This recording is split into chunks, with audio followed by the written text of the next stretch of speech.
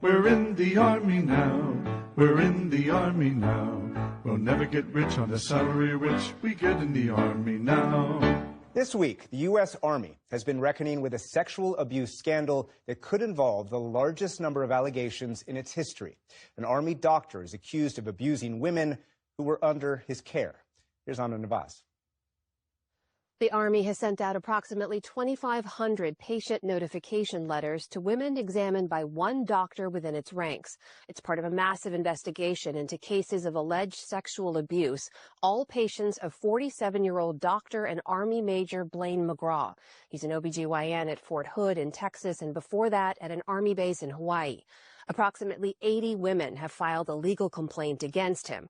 One case alleges that McGraw, quote, used his position of trust to sexually exploit, manipulate, and secretly record women under his care.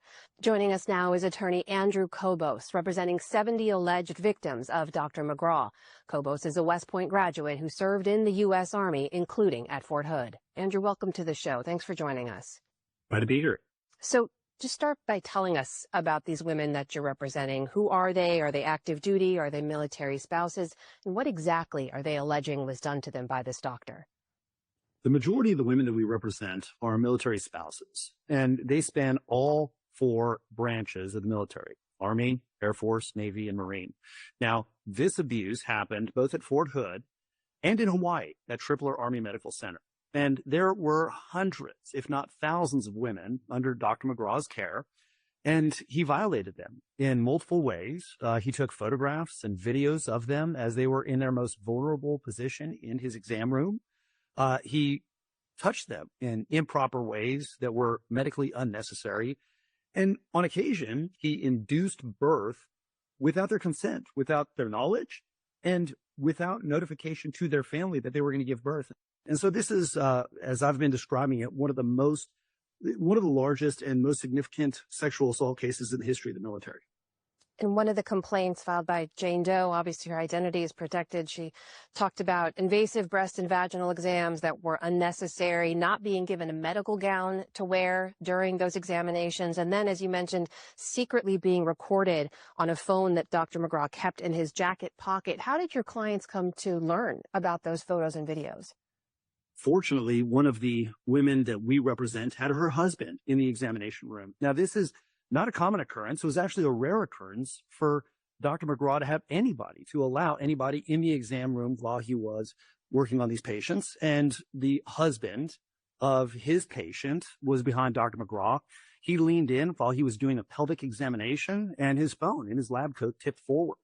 The husband was able to visually see that the phone was on record.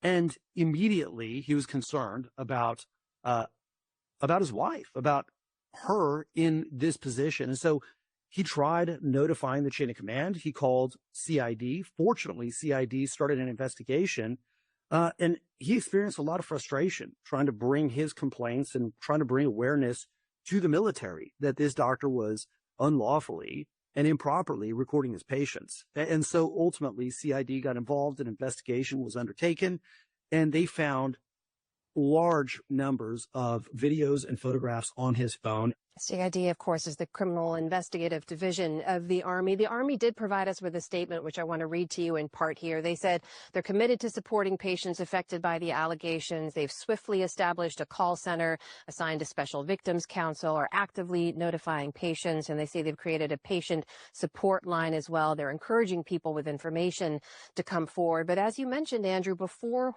Fort Hood, Dr. McGraw was posted in Hawaii. They tell us in a statement that they're in the process of notifying Dr. McGraw's patients. You told my colleague that you spoke to nurses at that Hawaii Medical Center. What did you hear from them? When I spoke to the nurses at Tripler Army Medical Center, what they said is that it was common knowledge around Tripler that there were allegations against Dr. McGraw of videotaping and recording his patients, so much so that it was a standing joke among the folks at Tripler that Dr. McGraw always got the crazy patients. And that is what I've heard. We are working to establish in greater detail the investigation that was conducted over McGraw at Tripler Medical Center. We know that there was an investigation, but so far we haven't heard from the Army. And that's left a lot of people wondering, how long did the Army know? What did they know? And why didn't they take proactive measures to address these situations? So you know that there was a complaint at the Hawaii Medical Center before he was transferred to Fort Hood. I know some of your clients said they complained about this doctor and those complaints went nowhere. Well, really, we have a couple different issues there. One is that complaints were going unrecognized. I have clients who, after visiting with McGraw, stepped outside into the hospital and they talked to the on-duty nurse. They talked to the sergeant who was at the desk in tears. One of my clients tells me she was in tears as she talked for 10 minutes and she said, he violated me. And she was given a telephone number and said, I can't take a report, call this number. And she called the number time after time after time after time. And she got hung up on, she got put on hold. She was unable to actually make the report. And this is one of the common complaints. I realize there are a lot of questions still unanswered here, Andrew, but what does justice look like? What's the accountability your clients are seeking? There are multiple ways that justice should occur and accountability should occur in this situation. The first and most obvious way is to hold the perpetrator responsible for his actions. But McGraw is also accountable to my clients who he victimized. But more than that, the Army is accountable and they should be held responsible for what they did not do in this situation. My clients are ultimately filing a Federal Tort Claims Act lawsuit against the Army, and they're seeking restitution for the damages and the harms that they suffered at the hands of an Army employee who should have been removed from that position. And the unfortunate thing is that this is a pattern that happens in the Army and quite frankly happens in all of the military services. And if you just want to go back to the Vanessa Guillen incident in 2020 and look at what the fallout was from that incident, a 272-page report addressing the shortcomings of the Army, and it happens again and again and again. And I think that that is what accountability looks like. It looks like reforming the system, not just paying it lip service, but actually going in and figuring out how do we address the problem of sexual assault in the military. And that is a good starting point to address the problems that these victims faced and what accountability looks like in the Army. That is attorney Andrew C.O.W.S joining us tonight. Andrew, thank you for your time. We hope you'll come back as you learn more about this case as it unfolds. We appreciate it. Thank you. I absolutely will. It's a robot. Ash is a goddamn robot. You graduate with a top score at college, land the tech job everyone wants. The pay is great, the future looks secure, until it isn't. Because in 2025, a new rival is quietly moving into the workplace. It doesn't sleep, doesn't get tired, and now it's taking people's jobs. In the tech sector, artificial intelligence is rewriting the rules of employment. Tech giant Hewlett-Packard, or HP, is set to undertake a major global restructuring, announcing plans to cut up to 6,000 jobs by 2028. This is part of an effort to streamline operations and accelerate its push into artificial intelligence. CEO Enrique Lores said on Tuesday that employees in product development, customer support, and internal operations would be most affected. Well, the move is expected to generate $1 billion in savings over 3 years. This latest wave of job cuts follows up to 2,000 employees who were laid off in February under a prior restructuring plan. Reports highlighted that demand for AI-enabled PCs is rising, accounting for over 30% of HP's shipments in the fourth quarter that ended on October the 31st. The company reported fourth quarter revenue of $14.64 billion, slightly above expectations, with net income growing modestly to $795 million. The company cited soaring memory chip costs driven by high demand from data centers and trade regulators as pressure points for margins. Despite these challenges, HP is keeping artificial intelligence at the center of its strategy, seeking to embed intelligence across products and workflows to improve customer experiences, productivity, and speed to market. And what's happening inside HP is not unique. 2025 has become a turning point for the global tech industry. Earlier in July, Microsoft too said it plans to cut up to 9,000 jobs, marking yet another round of reductions this year. Reports indicate that its Xbox gaming division is among those hit hardest. Microsoft is pouring massive resources into artificial intelligence, around $80 billion for new data center infrastructure, and said the restructuring was meant to align the business with this long-term shift. Google, for its part, has also laid off around 100 employees in October as the company intensifies its drive to fast-track its artificial intelligence strategy. Amazon saw one of the largest layoffs this year. It cut 14,000 jobs, affecting corporate employees. The pattern is clear. AI is no longer just a tool. It is recording and reordering the entire business model. Experts argue that AI won't simply eliminate jobs, it will transform them. The jobs most vulnerable to AI over the next few years range from computer programs to accountants, auditors, customer service workers, telemarketers, and credit analysts. As the global tech sector rewrites its future around artificial intelligence, thousands of workers are left grappling with a very human reality. Skills that were once a ticket to stability may no longer guarantee security.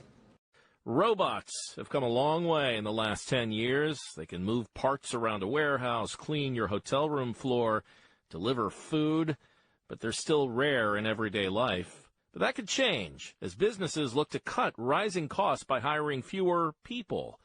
KCRW's Megan Jamerson went to a restaurant in Carson to take a peek at what the robotic future could look like. Inside the dining room of the Tony Roma's Steakhouse in Carson, a robot server is on the move. It looks like a sturdy 4-shelf tray on wheels, and it rolls to a stop in front of a table. On the top shelf, steam comes off of a plate of chicken Florentine. A human server steps forward and puts it on a table in front of 2 guests. This is my associate. There you go, you guys. Thank you for dining at Tony Roma's. Diner Betty Hagen is delighted. This is her second time seeing the robot server here. I don't know, it's just cute, kind of fun thing to talk about. One reason they've got the robots here, it's expensive to run this business. It's 6,000 square feet, 289 seats, and has about 40 employees. And at noon on a Thursday, there are only 4 tables full. General Manager Mithun Chowdhury says business fell this summer when the immigration raids began. It's a little bit tough because people are scared to get out. They don't come frequently in the restaurant anymore. So the business is hurting a little bit. In August, he brought in 2 server robots. They cost about $1,100 a month to rent, and they run food from the kitchen to tables and then bring dirty dishes back to the kitchen. It's pretty helpful. I also cut some labor. Yeah. Did you catch that? Chowdhury just said the robots allowed him to cut some employees' hours. He tells me everyone lost about 1 shift a week or about 5 hours. You cannot take off the complete employee, and that's not our intention. Okay? Our intention to improve the service. And Chowdhury says service is faster now. 1 person in the kitchen can send a robot out with the orders for 2 tables. Human servers mostly stay in the dining room now, taking care of customers. Please wait for your server to assist with your food. Robots are not replacing human workers one-to-one at this restaurant, but it's an example of a future with fewer human employees. Expect to see more of this. Analysts predict the service robot industry will grow to $600 million this year. That could mean not just a loss of jobs, but harder work for the people left behind. You have fewer workers doing more work that is often worse. Brian Jesty studies low-wage work at UCLA's Labor Center. He says workers across whole industries need to get together to negotiate with employers because technology could really help their working conditions. But that's not really what's happening. The people who make and sell robots will tell you they're going to make workers' lives better. Juan Higueros is the CEO of Bear Robotics, the company that makes the robots at the Carson Tony Roma's. The goal really is to make the lives of the folks that are working in this industry a lot better. The Bear Robotics website displays a tally that shows their robots have saved workers from walking over 1.7 trillion steps and carrying 194 million pounds. That's great, but in the hospitality, this robotic future also only works if customers like it or get used to it. At Tony Roma's, Josh Canales sits at a booth working on a rack of ribs that robots brought to his table. I think it's pretty awesome what technology can do. But he has mixed feelings about our robotic future. A little bit leery of job replacement for people who rely on these jobs or the tips that come along with them. And for their almighty dollar. I think people before profit any day. Most business is about profit, though, and the general manager, Chowdhury, says since they introduced the robots, more families are coming in. And if business keeps growing, he says they might add a third robot. For KCRW, I'm Megan Jamerson. The U.S. Equal Employment Opportunity Commission says it received a complaint from a former Northwestern Mutual employee in March. He alleged he was passed over for promotion because of the company's diversity initiatives. The agency filed a lawsuit in a federal court in Wisconsin last week. It seeks to force the company to provide information about its diversity, equity, and inclusion policies and about the company's decision not to promote the employee. In a court filing, the agency named the employee as Mark McNulty. McNulty declined to comment. The company says it disputes the claim that it discriminated against him and believes federal efforts to broaden the investigation are, quote, unwarranted overreach. Joe Schultz, Wisconsin Public Radio. Starting next month, the U.S. Coast Guard planned to refer the use of racist symbols like swastikas and nooses as potentially divisive, instead of continuing their policy of identifying them as hate symbols. Since the Washington Post and other outlets reported that news on Thursday, there's been an uproar, and the Coast Guard has walked back some of those proposed changes. Steve Walsh joins us now from member station WHRO in Norfolk, Virginia, to explain. Hi. Hi, Juana. So, Steve, there's been a whole lot of outrage about this, but how did this come about? Like, what was the initial policy on language? So it's an update of the Coast Guard's manual for handling harassment, including how cases are investigated. Previous manuals used the term hate symbols to describe swastikas, nooses, the Confederate flag, or other symbols associated with racial and religious supremacist movements. But the Coast Guard wanted to change that. Instead, what was previously called hate incidents was now being lumped in with other harassment claims. The policy was set to take effect December 15, but after reports of the new language went public, Jewish groups and several lawmakers rang alarm bells. So late Thursday night, the Coast Guard released another policy. In the newer language, the Coast Guard emphasized its, quote, commitment to prohibiting divisive or hate symbols and flags. So the word hate was back in the description. So Coast Guard officials still maintain that instances of things like swastikas displayed on a ship, for example, or in the barracks will still be investigated, right? Right. And that's not wrong. But, the new manual still lumps these cases in with other types of harassment claims. Now, the old policy went much farther and defined the process for investigating instances of hate. It specifically stated that not every hate incident could be classified as harassment, which typically means targeting a single person, when, as we know, displaying a white supremacist symbol in a common area targets an entire group of people. And Juana, it's important to point out that many of these provisions were either put in place or strengthened under the first Trump administration. So the overall tone of the previous policy was more emphatic, setting tough deadlines to begin investigations and requiring problems be reported up the chain of command to an admiral. The new manual also covers sexual harassment, and it emphasizes mediation for what it calls low-level claims, and references to transgender Coast Guardsmen were eliminated entirely. Do you know if there were specific incidents that the old policy was trying to address? Sure. I mean, the military says this is rare, but in 2021 and in 2023, sailors on board two separate Navy ships found nooses tied over their bunks. There was a 2007 incident involving a noose at the Coast Guard Academy. And any effort to weaken language in the Coast Guard's harassment manual conjures up images of Operation Fouled Anchor, where leadership covered up an investigation into sexual assaults at the Coast Guard Academy. So what happens now? Well, the Coast Guard, which is part of the Department of Homeland Security, has been without a commandant since President Trump fired Admiral Linda Fagan shortly after he took office, in part because of her focus on DEI initiatives. When Admiral Kevin Lundy took over as acting commandant, he suspended the Coast Guard's harassment policy. Lundy has been nominated to become the next commandant. His nomination hearing was Wednesday, but the committee has not announced when they will vote. That's Steve Walsh of member station WHRO. Thank you. Thanks, Juana.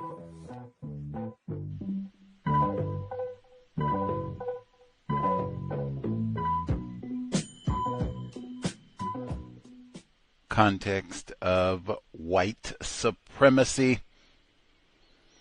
Hopefully, you got some fiber, some greens without any added pork and salt and giblets and fatback.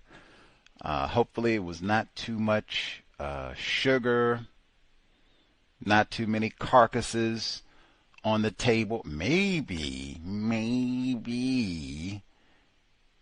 you had what they say when First Lady Michelle Obama, when she was in the White House, they said half of your plate should be veggies. On a day like today, for sure, half of your plate should have been veggies.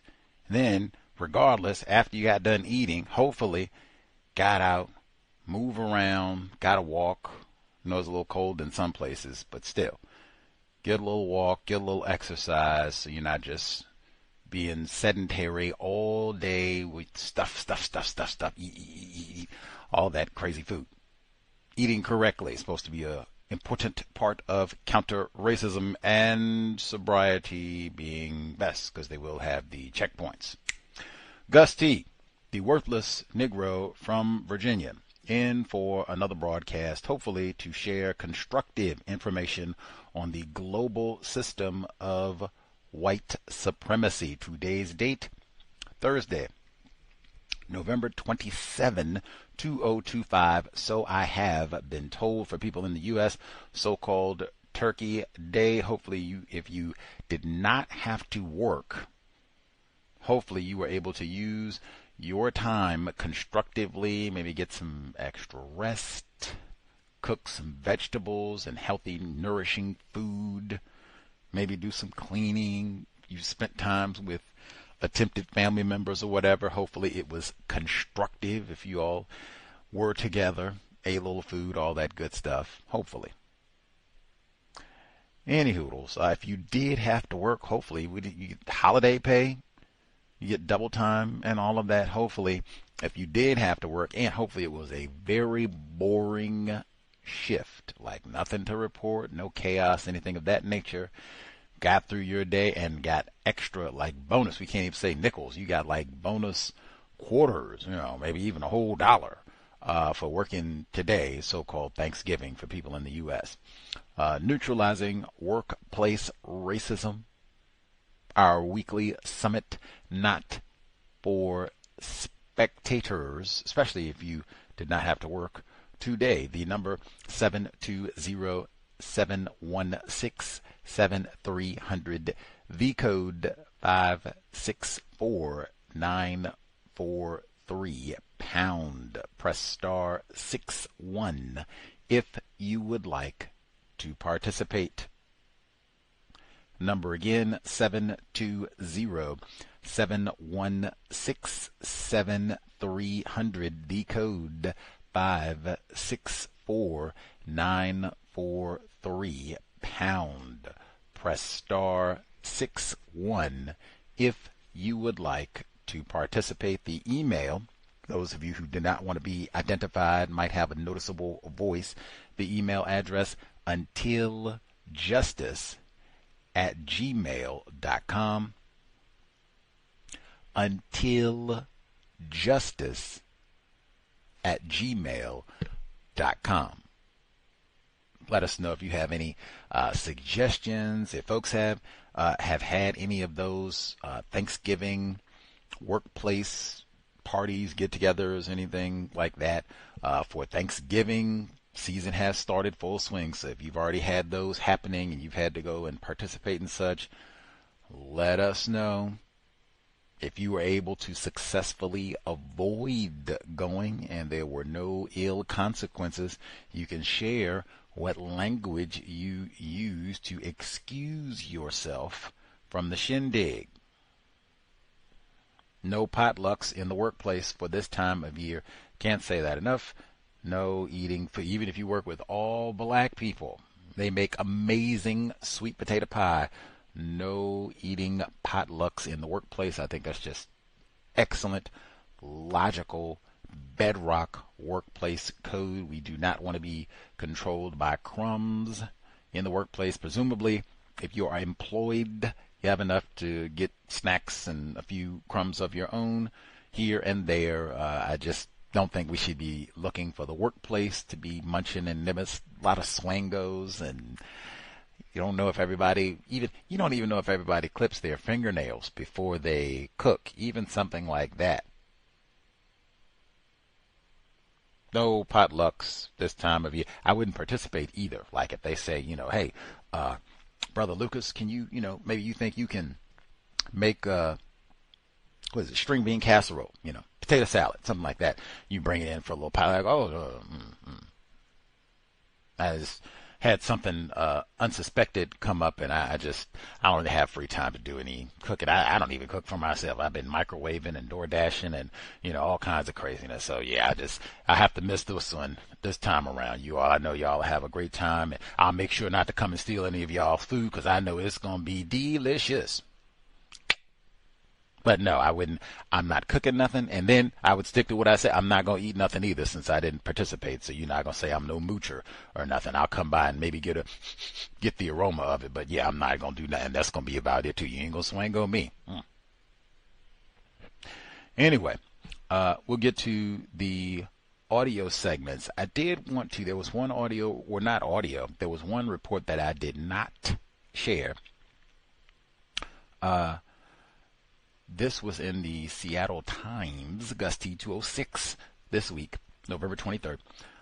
Workers sue Washington's biggest employers over limits on taking a second job. Now, this stood out to me. I'm not even sure we've talked about this on our, at this point, many years of broadcasting and talking about the area of labor. Mac, we just talked about workplace yesterday, right? Wednesday. We had Dr. Rodgers as a guest on the program, joined us from Southern California and talking about white people do not want to hire black males. That don't get no more labor than that. And he talked about the role of HR, white people in HR, and making sure we don't even, as soon as your application come in, Leroy, it's right in the shredder. We basically spent the whole day yesterday talking about labor. I guess that's two for education and labor, but lots of great details with Dr. Rodgers yesterday. But I'm not sure we have taught him. Maybe we could have asked him too, because teachers, they make so little money, like to say, hey, do they allow you, if you're a teacher, do they allow you to what they call moonlight, to take on a second job, even maybe a second teaching job? Like maybe you could go to the community college and teach a night class once a week, something like that. Is that against the rules, or do they allow you to do such a thing? But it's a lot of jobs where you might have to check the bylaws, the policy and procedure to see. Matter of fact, this just came up with the shutdown. If I work at TSA and they decide that they're not going to pay us for 2-3 months or however long this lasts, I'm going to get me another job. I'm going to go and do DoorDash or whatever it is so that I can make some money. Now, for some places, they might allow you to do this. Some places, maybe they don't. I had really only thought of this in the context of enforcement officers.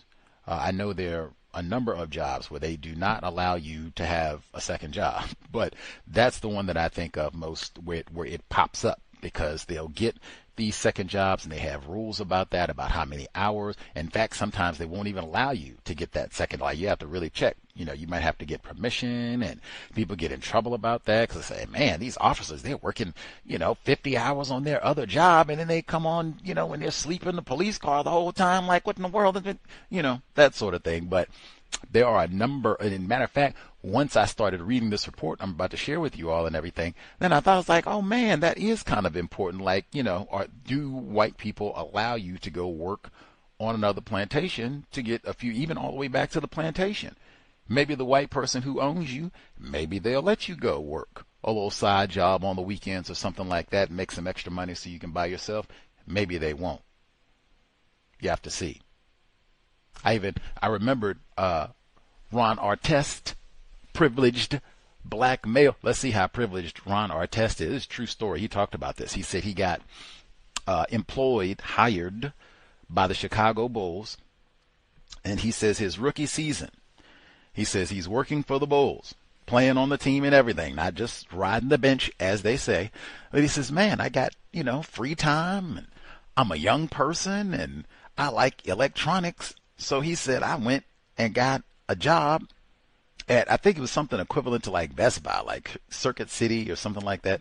He says, I go and get a job there, and people are cracking up laughing. He's like, this is, for he said, man, I had the biggest DVD collection. I had all these electronics, and boom, it was great. We got all this. What? And he said the Chicago Bulls, I think it might have been the Chicago Bulls owner, who is still, unless I'm incorrect, Jerry Reinsdorf, white man suspected racist. He was the owner of the team when Michael Jordan played. Ron, I cannot have one of my employees, especially one of my featured employees, moonlighting at Circuit City. Now put in your 2 weeks notice officer. He tried to convince, like, but the DVDs. Whew. Got to check in with your boss, often a white person, to see if they will allow you to work a certain job. I bet you the fire department might be like that too, or it might be one of those you just have to say, because I think retired firefighters said that a number of the folks who worked on the fire department, they had other jobs. You do your 24-hour shift or whatever it is, and some of them were entrepreneurs. They had, their own businesses and things that they ran. I don't know, do you have to disclose all that up front? Or hey, this is my time. I do what I want on my time. As long as I'm being responsible to do the shift and put out the fires, you don't worry about what I do. It might be that sort of setup too, but you want to know all of that before you take the job. Now, this is Seattle Times. They say, across Washington state, people have found creative ways to cobble together a livable income by working multiple jobs. But some people seeking extra work find themselves facing an unexpected obstacle: their employers. Many companies curtail the ability of their employees to moonlight, as the practice is commonly known, particularly for competitors. Think servers who work for multiple restaurants, or police officers who work as private security on the weekend. That's the one right there that when I first came to mind, but then I thought, oh yeah, it is a lot of other people where it at least might be something you have to look at the manual to make sure. Moonlighting bans usually take the form of provisions nestled in hiring contracts or policies. Nestled. See, that doesn't mean that they make it very explicit. Like you might have to sit down and read the entire policy. Whoa, look what they got on page 50. Dang, I can't even get a second job. You'd have to read the whole policy. See? Nestled. Worker advocates argue that these bans unfairly limit economic mobility for workers, especially those making the least. This year, workers in Washington have filed dozens of lawsuits against some of the state's biggest employers over the right to take on additional jobs, including for competitors. They argue that low-wage workers shouldn't be limited from taking on shifts for companies in the same sector, such as a retail employee working at 2 different apparel stores, or a food worker picking up shifts at multiple restaurants. Anyone making minimum wage in Washington's largest cities knows that without a second job, it's virtually impossible to make rent and pay rising food costs, wrote attorney Timothy Emery, managing shareholder of Emery Ready PC, a law firm, in an email. Across the Seattle area, people of all income levels choose to work multiple jobs for various reasons, including flexibility and extra income. But workers paid the least have explicit protections for taking on extra work. Under state law, employers cannot restrict employees who make less than twice the minimum wage, totaling $33.32 per hour this year, $34.26 per hour next, from having other jobs at the same time. Still, the same law recognizes that employers can expect a certain degree of loyalty, whatever that means. Using this carve-out, companies in Washington have historically been able to curtail employees from working for competitors in almost any capacity. That may be changing. In January, the state Supreme Court ruled that a moonlighting ban restricting all kinds of assistance to competitors was unreasonable. Employers in Washington can still expect some loyalty from workers. What does that mean, loyalty? You can fire me in 5 seconds for no cause. What does that mean? But they can't impose blanket bans. In the court's view, a prohibition on doing anything for a competitor, direct or indirect, was essentially too broad, said Jonathan Crook, a partner at Fisher Phillips law firm. The economic ramifications of the ruling could be widely felt. In theory, it means that most lower-wage workers should be able to juggle multiple jobs at different competing companies without having to worry about losing a source of income. In practice, that's not the case just yet. And I'll stop there, and it goes to talk about some of the many companies in the great state of Alaska Airlines, Amazon, some of the great companies, and I guess they have restrictions at some of the, I wouldn't even think of that Amazon would have restrictions about where you can work or if you can have a second job. Like, that's, wow. Do we have people who, I know we have people who have worked at Amazon. Do you remember them having restrictions on if you could have a second job? If you could have a second job, were there restrictions on where you could work? Like maybe you can't work for another warehouse or, retail type corporation. I'm not sure. Maybe they say you can't work for Walmart. Something like, I don't know. But do we have other folks where they have restrictions on your ability to work a second job? Because that could mean you can't run your own business if you work for us. Could be that sort of thing too. So I don't know. Do we have folks who are in that sort of situation? At minimum, that would be another reason, if not that you needed more, but that's another reason to make sure, read the entire policy and procedure for your job. I say try to read it before you take the job. If you know, hey, I'm an entrepreneur and I don't have no plans of shutting my business down, even if I am hired to work for this company, you want to know that, like, whoa, they got prohibited. They saying I got to sell my business? Like, wait a minute. Now, wait a minute. And then you could talk to them, maybe see if you can get an exception moving forward and all that. That way you don't have to be sneaking or giving up your business. You can or maybe this is not the job for me.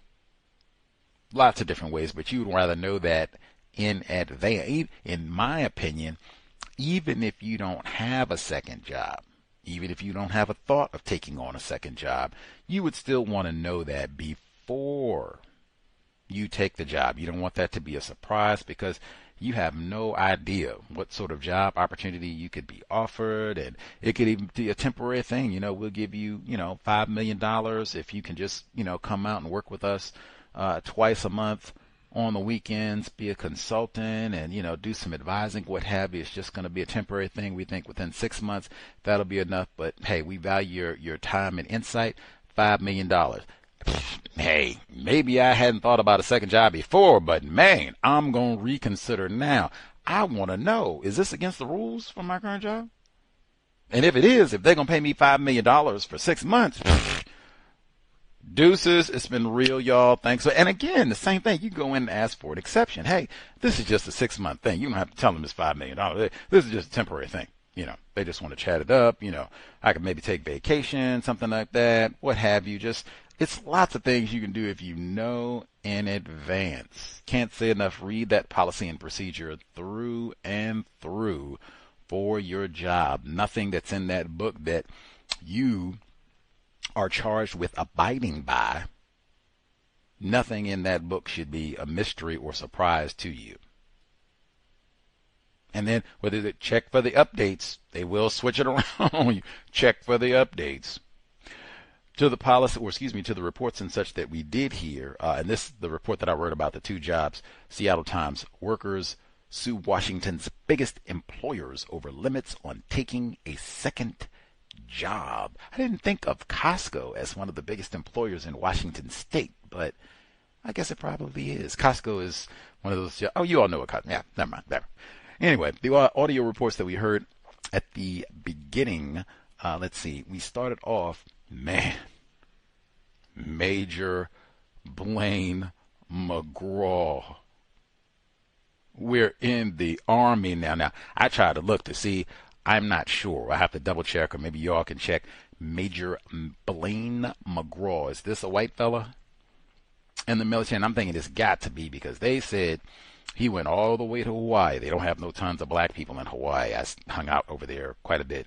But they don't have no niggers, lots of them anyway, in Hawaii. They said it was well known.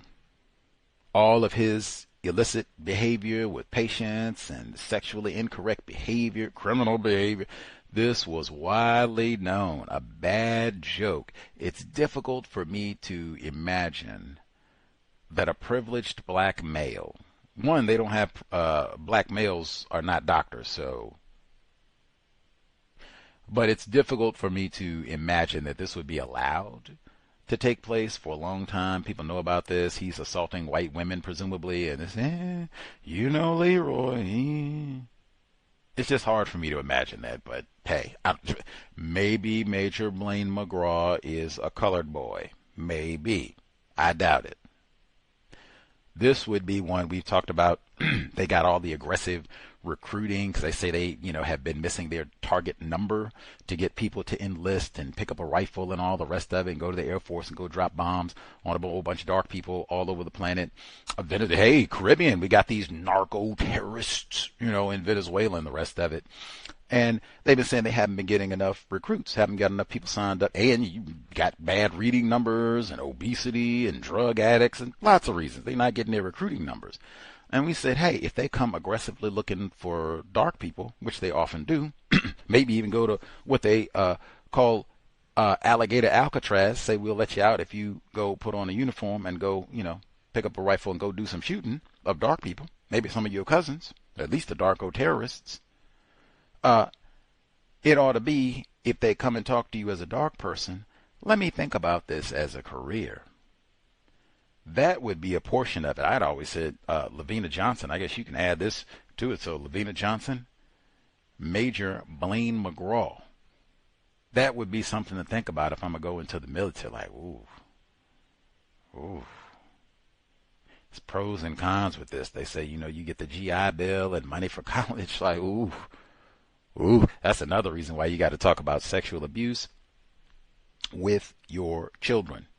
Have to, because even the people that are supposed to be trusted professionals, and this is so wide. I mentioned Michael Swango before. This is so widespread. You get that white lab coat on, and oh man, I can do anything. I'm God. They even said with Blaine McGraw, part of how he got caught, white woman, she brought her husband with her. We talked about that all the time. You have to go to the doctor, do the best that you can. Take someone with you. You are sick or you are getting an exam or whatever. Your focus is not, supposed to be on, let me pay attention and ask questions on. Get someone where their only job is just to sit there, don't fall asleep, ask questions if anything seems untoward. That's all you have to do. Her husband didn't do anything wacky, just being there. Oh man, his phone is there. And wait a minute. Is his phone recording? Why would it be recording? That's it. Just being present and alert. But that would definitely be something. If I had any young people and I thought, because if you're a young person, if you went to public school, they always have the recruiters come up to the high school and, hey, you jumpstart your future and pay for college. They got all that nonsense lies to try to entice a young person whose brain hasn't fully formed. Hey, the Army is a career. Let's talk about this as a career option. Blaine McGraw. Lavina Johnson. Let's discuss in detail. They even said that thing about the investigation foul anchor, where this has come up before as a problem, and it seemed like they didn't really investigate properly. Like, oh man, like I had never heard that before, but man, still learning. That would be another one. If I had a child and they said, oh man, I got a brochure and they came in to talk to our senior class today and I was all excited about it. Wow, did they tell you about foul anchor? What? Is it you making up something, Dad? Let's go get the foul anchor, Alexa, boop, and see what pops up on there. Come on. Let's talk about it as a career. What are the pros and cons a career in the military? We didn't even talk about, I forgot, black brother who just quit his job, or they were speculating like, damn, you think he might be resigning because they asking him to do something illegal, immoral, ungodly, down here bombing these narco terrorists? That would be something else to discuss. Career in the military. Let's see. The career in the tech field. We got bad options. They say HP firing 6,000, thinking that they're going to do more relying on the AI and the bots to take over. We heard that before. Amazon has said the same thing. They said Microsoft, they letting go about 9,000 jobs. Google, they said, I guess low, what I heard, I thought was about 100 jobs with more dependence on AI and all the technology. That would be another one I'd be paying attention to with my offspring. You know, again, what fields do we think will be best, where it won't be all of this, oh man, laying off by the thousands, and oh man, you know, we think it's going to be more technology doing this. We save all this money, human salaries, and paying them, and they want sick time, maternity leave, paternity leave, all the rest of it. That would be even if you don't have children, just for your own career. Am I in one of these fields that's looking like something similar to this could happen? What's going down at Hewlett-Packard? Some of these other corporate, Amazon, Microsoft. Microsoft's another one right here, Washington State, Bill Gates. Let's see. And heard the same thing with the server bots, restaurant industry, and they said, you know, getting the bots to come in and help with getting the food delivered and all the rest of it. They said at the business that they were talking to, did their investigation, they said that the server bots cost about $1,100 to rent per month, and that it cost each of the human workers about 1 day of work per week. They said about 5 hours, which would be, for most folks, if you do an 8-hour, whatever, 8.5-hour shift, that's over 50%. So, yeah, it would be about 1 day of work cost for everyone. And he said he might get another bot. Now, I don't know. Does that mean you lose a full 8 hours if he gets another bot, or, you know, whatever? Now, he said they got more people. Does that mean it's offset because maybe he can afford to pay the workers a little more? Does that mean we don't have to do any of the grueling work anymore? Maybe the bots do all of the dishwashing and scrubbing the tables and cleaning the bathroom, and we can just, you know, refill the sweet tea and bring them fresh coffee, and, you know, you go with the children, that sort of thing. Like it now, if that's the case, maybe that's an offset. Doesn't have to be such a grueling experience. But that's not even really what they said there. They said that the bots kind of do the easier stuff and they leave the people with the more grueling work. Like, that is not a good trade if that's what it's going to be. And then I get less hours in all of this and less money in all this. Like, oh man, with it would seem down the horizon might be more of the same. Eventually boot me out entirely. That might be another one to, you know, ponder on, particularly if you're in the food service industry. Like, oh man, what does that look like, you know, over the next 10 years? Particularly if that price point comes down. They said to rent those server bots, it's about $1,100 a month. What happens if that drops 50%? That would be something to think about. And if you have offspring, certainly that would be something to chat about seriously. Especially, what does that look like over 20 years? Like, whoo, man. Let's see. They had my sick white brother, Mark McNulty, in Wisconsin. He said he was passed over for a promotion by a company that had some sort of lame, probably criminal DEI initiative. It is difficult for me to fathom under any circumstances, and especially in Wisconsin, like anywhere in Wisconsin, that some sort of unqualified, no-count Negra or dark person, period, would get a job that they're not qualified for, where you had a white person, sick white brother McNulty, sitting right there who wanted this job. Oh, no, McNulty, sit down, our brother. We got, you know, Lakeisha, Laquanda, Devontae, whomever, you know, Jamal is right here. And I know Jamal's a little slow, and we're going to have to do a little hand-holding, or maybe a lot of hand-holding, but, you know, we say we got this a DEI world, you know, we got to comply, so Just be patient, and we'll get you, McNulty. We ain't forgot you, McNulty. We're going to get you. We're going to get you. But just, we got Jamal today. It's hard for me to imagine that happening under any circumstances. But I do suspect that Mr. McNulty is probably going to get paid and a promotion by the time all this is done. We'll check and see. And then we heard the report with the Coast Guard.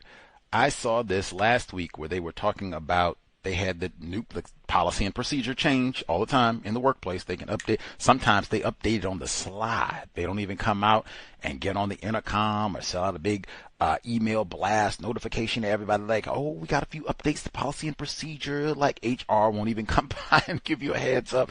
They'll just make the change. Be like, whoa, this thing been updated 3 times since I got hired. Like, wait a minute, they didn't add it.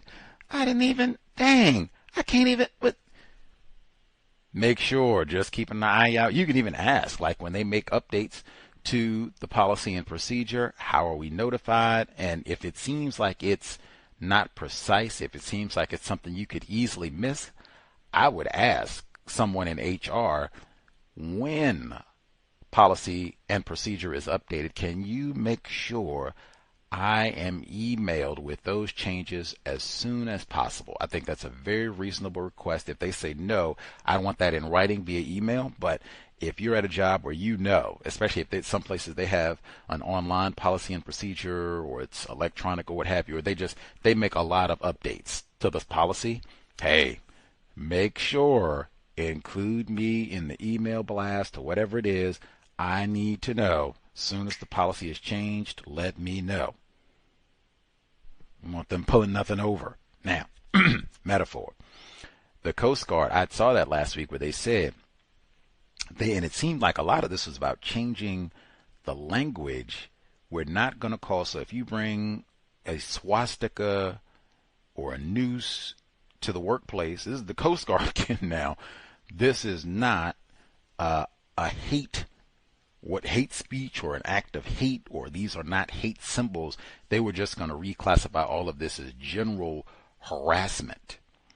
Now, I don't know if that, in terms of substantively, does that change how the Coast Guard officials, how they discipline someone? If the act is deemed, harassment as opposed to a hate symbol, does it change how they, administer justice? Discipline the person in these two, or do they, carry out the same basic procedure? Or I would have to know all of that, but it seemed like it was changing the verbiage. I didn't hear as much in terms of, well, if we say it's general harassment, you might just get, a verbal warning, whereas if it's deemed that you participated in some sort of hate symbol, oh man, you might be terminated, thrown out of the Coast Guard immediately. I didn't hear that exactly, so that would be interesting. But I mean, that's really the big thing at the end of the day. Like, what do you do? What's the Coast Guard's policy, regardless of whether you call it a hate speech or whatever? Someone puts a noose out. What are you supposed to do? How is that handled? Like, is that, you get a tap on the wrist? Don't do that again now, Johnny.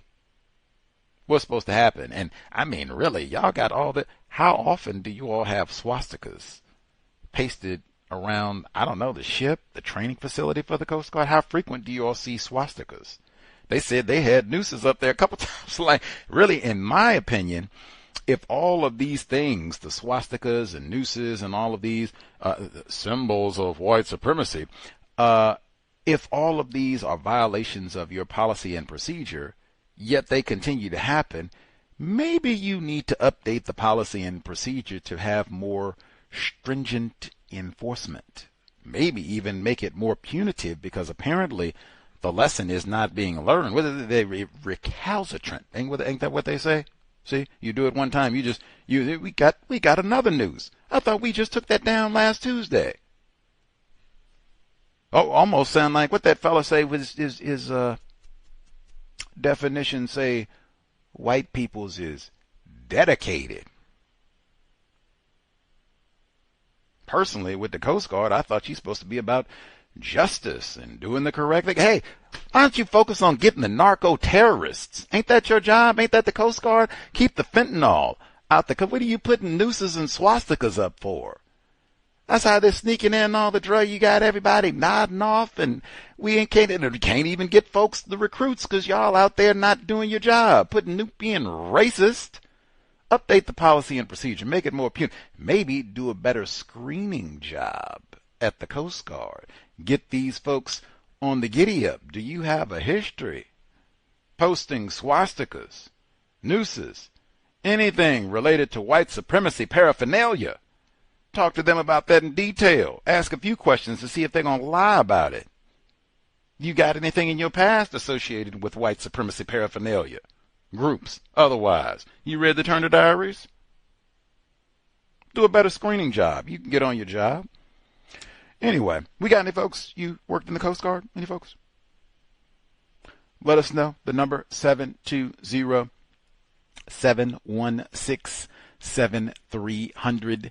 The code 564943 pound. Press star 61 if you would like to participate. I'd screen for those tattoos as well, because if they got that much of a problem with the nooses and the swastikas, and maybe some of these people got racist tattoos that if they had been properly identified and screened, they wouldn't have been brought onto the Coast Guard to begin with.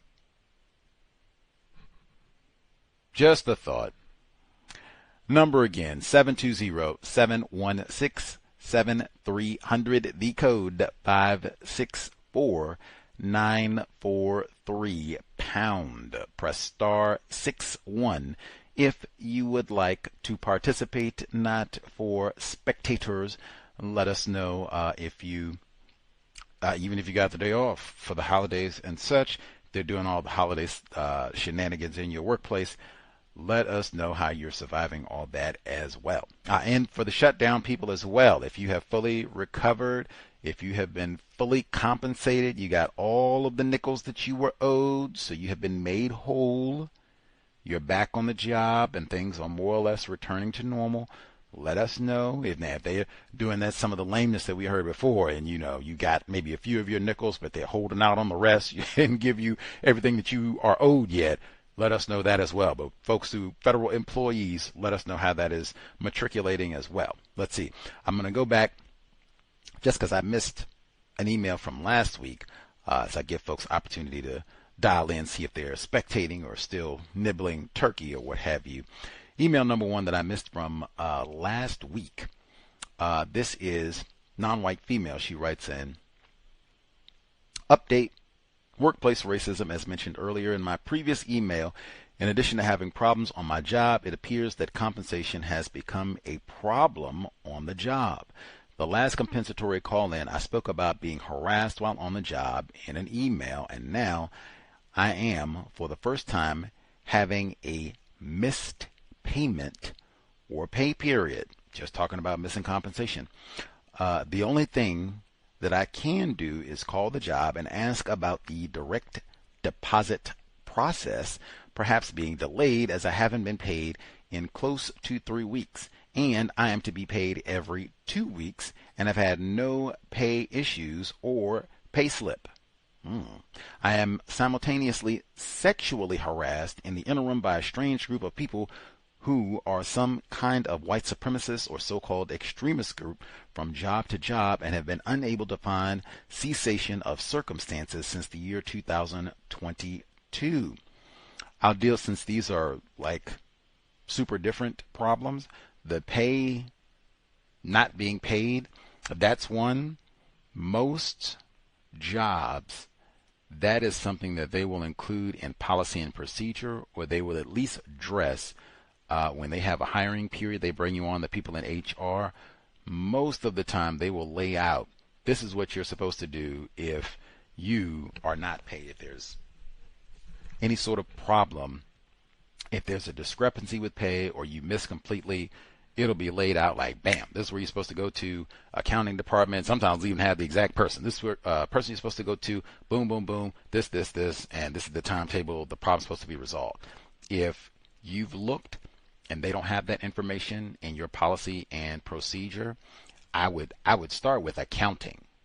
If you have one of those big jobs where they have an accounting office where they specifically deal with payroll or department that specifically deals with payroll, I would try to go there in person because I think that's very serious. Being there in person, hey, this is serious. We're supposed to be paid every 2 weeks. It's been 3 weeks. I've not been compensated. I've not been fired. Even if I was fired, I'm still supposed to get paid, but I've not been given a pay slip, nothing direct deposit. What's the problem? Can I get some assistance in getting this resolved? And then, with whatever they say, I would want a timetable on the resolution, or at least when you can expect to hear something back about what the problem is and when it'll be resolved. And then I would follow up with an email so that you have something in writing about, and it would just be a summation of I spoke with the person's name, date, time, regarding missed pay period, or I guess it's one missed pay period, I guess at this point, or whatever the missed payments are. And this is what I was told. This is the timetable for when this is going to be resolved, and I should hear something within X amount of days. Boom. Right back just to confirm to make sure that you got everything correct so that you have that in writing, and hopefully they can write back to make sure that you got everything accurate. And really beyond all that, hopefully it can all be corrected quickly. Like today's a so-called holiday Thursday. Hopefully by the time we get to the start of the week Monday, and that's a new month, I think, by the time we get to the start of December, all this is corrected. And man, this was just, a tacky error on our part. We got a little excited with the holidays, drank a little too much eggnog. Our bad. We got extra nickel in there for you, and a few acorns. We'll do better going in 2026. Won't happen again, hopefully. But I would go talk to them in person. If you have finance department, if you don't have finance department, then I would talk to your supervisor directly, whoever your direct manager, whoever you report to, and even if they are not able to, or they don't know what the issue is, hey, whom do you have a suggestion that I talk to? The main boss or whomever else, and see what they say on that one. But yeah, I would hop directly. I'd be trying to talk to people in person, and I would try and get down to accounting specifically to figure out what is the deal. With the sexual harassment component, get to come back to policy and procedure again. Now, I would think that might be a different department. That might be an HR thing. But I would document, like I don't know what the nature of the sexual harassment is, if it's something being said, if it's some sort of touching.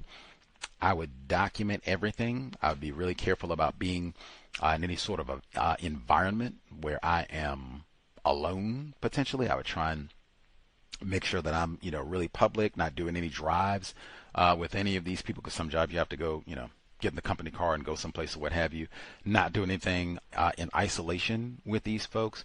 And if any sort of touching or anything of that nature, like I said, I would document immediately and report immediately. Every time, report, document, and workplaces and environments now, they're so saturated with cameras.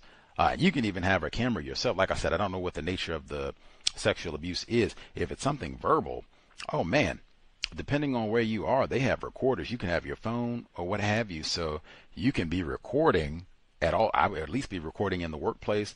If you know times, if this is something that's been recurrent, when they're around, I would make sure I would have it recording so that you can capture what's being said to document, hey, this is happening on a regular basis. I've recorded this time so that I've captured what's being said, or they even have the cameras that you can wear, so I've captured if they're grouping or something of that nature. Like I said, I would try and be out in public so maybe some other people can see what's happening as well. And I would use my voice to project. Please do not say anything like that to me in the workplace ever again, in a firm tone, loudly enough so that other people can, hey, what's going on in here, type of a thing. And then just repeat what was said. Trying to have a professional workplace. This is unprofessional and unacceptable. But that's what I would do for the sexual harassment. Even if it is, several people, because I think she said it was a group. Even if it's several people, I would report every time, document every time. And if it's something being said to you sexually inappropriate, I would seriously consider getting some sort of device to record. That way you can have audio evidence to share with other people, so it's not some, he said, she said, or, whatever. Let's see.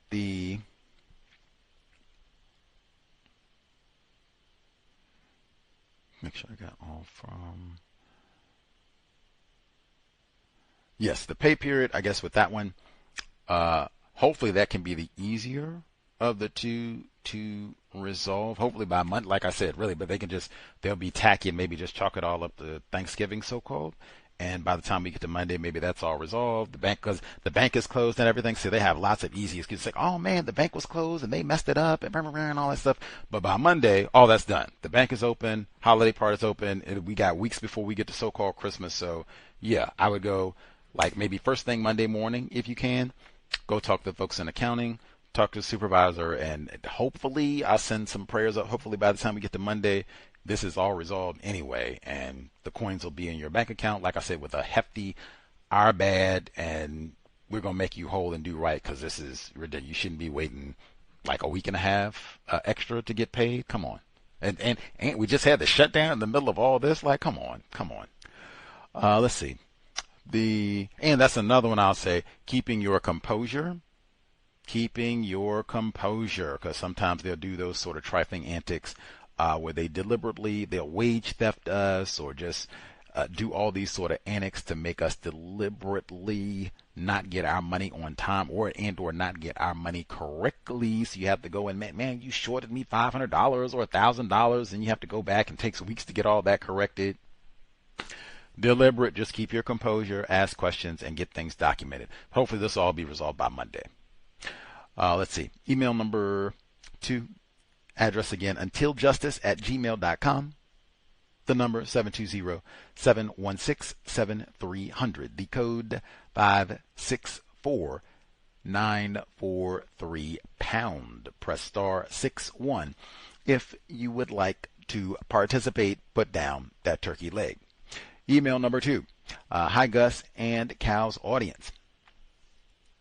It has just occurred to me today that right-wing Ashley telling me her parents are very right-wing was her way of putting me in my Negro place.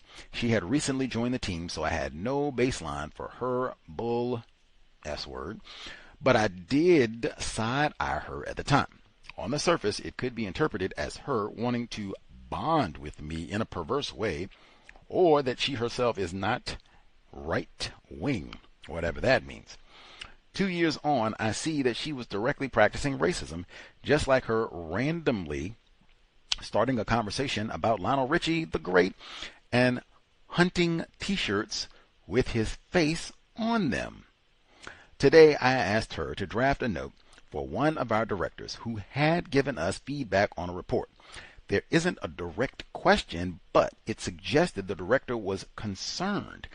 Right-wing Ashley sent me a very poorly drafted note, even though I suggested she look at a note I drafted and one from the lawyer as a reference point. She sent her own draft with 10 minutes of me sending her my request. Within 10 minutes, she sent her draft within 10 minutes of me sending her my request, so she obviously didn't review the notes I suggested. Duh, I don't need no nigger woman's raggedy notes to copy. Man, I'm white. I got it. She said, I confirmed that the email clarification is needed and told her that her draft needs some work. She was obviously annoyed. Duh. She asked me for more detail on how she can improve it. On the surface, that seems reasonable, but my earlier note gave her references. She's also very deluded about her abilities, but is trying to suggest I'm not clear. We went through the same thing the day before when I asked her to draft a different note. I ended up rewriting parts of it and asking her to follow the style and tone. I had no intention of doing the same today. I shouldn't have to give this level of input for what is a pretty basic note. The issue is that she cannot bear taking instruction from me, and Tristan holding the meeting last week without me has emboldened her, which is why she's challenging me so boldly. I'm standing my ground, and she's going to write the note herself. It is actually helping her improve, but she doesn't see it that way. I'm really not interested in helping her, but I'm also not doing her work. That's really, see, if I just Just mess it up enough times. See, we'll get the nigger woman. She'll see. She wrote half of it yesterday. See, and we just get her to write the other half today. See, that's what. And it really is not funny because we've been talking about this for months, and this wastes so much time. This wastes so. We just talked to a young lady who said, "Hey, man, I've been on my job, and I haven't been paid. You're supposed to be paid every 2 weeks. It's been 3 weeks. I haven't been paid. You got me." She didn't say, "I'm slacking. I'm lazy." I don't, in which case they could have just fired her. We're going to keep you around here and not pay you one time. Like, come on. She didn't say none of that. You have tons of black people who go on their job, deal with sexual abuse, wage theft, and all kinds of racism, all kinds of just total nonsense, and still give as much of themselves as possible to do great work, competent, be on time, be what you call a team player, do as much as they can to help the company be successful, try and make a few nickels for themselves. And you have totally incompetent, racist, white people who waste all this time. I'm so invested in white supremacy racism, I'm not even, well, that nigger woman, you don't tell me what to do. I don't care nothing about you saying I'm not competent, I don't want to. I'm going to do what I want to. You don't tell me what to do. Matter of fact, we met without you. Like, we don't even have to meet with you, nigger woman. I'm not going to look at what you wrote for no guidance. Who do you think you are? That's the way that's the way white people think. Remember last week we talked, it was a Bay Area mom. She said she was at the school and the white man, they were doing, or the white transgender person, they were, she was working with the child and they were picking letters. She said, pick, letters that start with N. Noun. Nancy. Now. Note. And the white man came and said, "Oh, you all are doing the N-word." He said, how about this? How about this? You are making all that noise. And thank you. Anyway, so we'll see. What we were picking N-words. Yes. Nice. Yes. And the white man came back and he said, how about knowledge? And she said, she turned around and she said, knowledge doesn't. And I said, I was seeing that one in slow motion. Like, no. And she said, knowledge doesn't start with an N. And he got or the transgender white person got so angry. Ooh, I have a master's degree. You don't tell me what it's spelled. I know the alphabet. And you illiterate coon. Who even let you in the school? He got so angry. You're going to embarrass me. You don't. I am white. I don't need you to correct me or tell me nothing. And we got nigger women in both of it. You don't correct me about nothing. Who do you think you are? I know what knowledge starts with. Get mastered. I'm master of the whole plantation. You don't tell me letter K's. I know all about the K's. K-U in your head. He was so angry. But that's standard in the word. And that's the same thing with this white woman. You don't tell me I'm incompetent.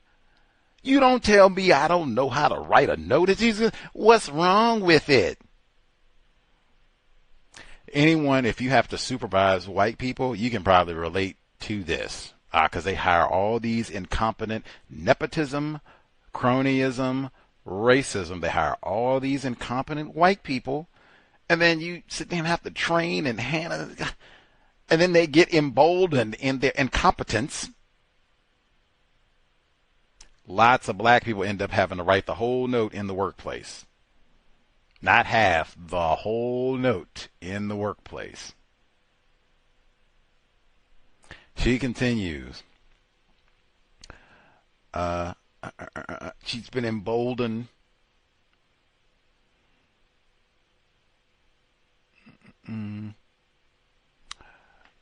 I'd be happy if Tristan took me off the work, but the racist suspects can't be seen to make that change so soon after I've challenged her false allegations, and they'll definitely say no if I make that request or criticize me for asking.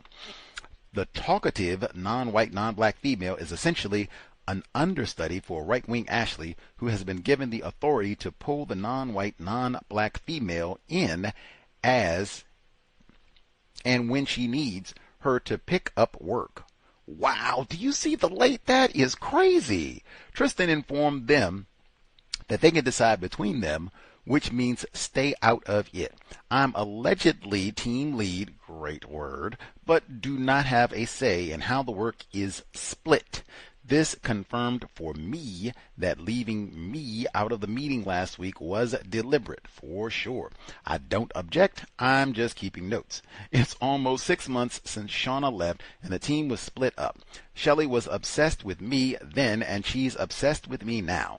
Zoe went on maternity leave, I just talked about that, in July, so she didn't have a partner in crime, and I guess she was unsure about being in a new team. She kept messaging me the first week as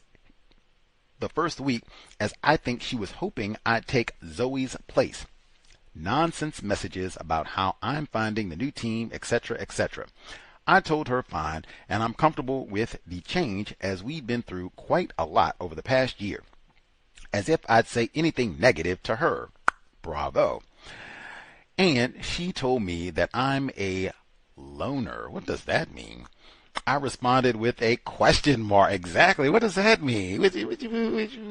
What does that mean? I knew what she meant. I don't. But she just wanted to make her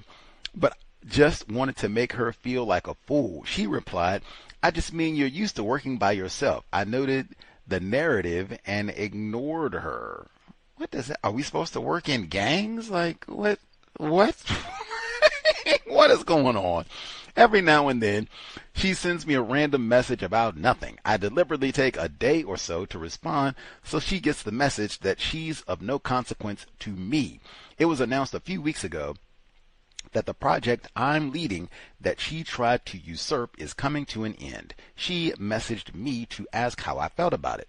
24 hours later, I responded with a non-response to her question.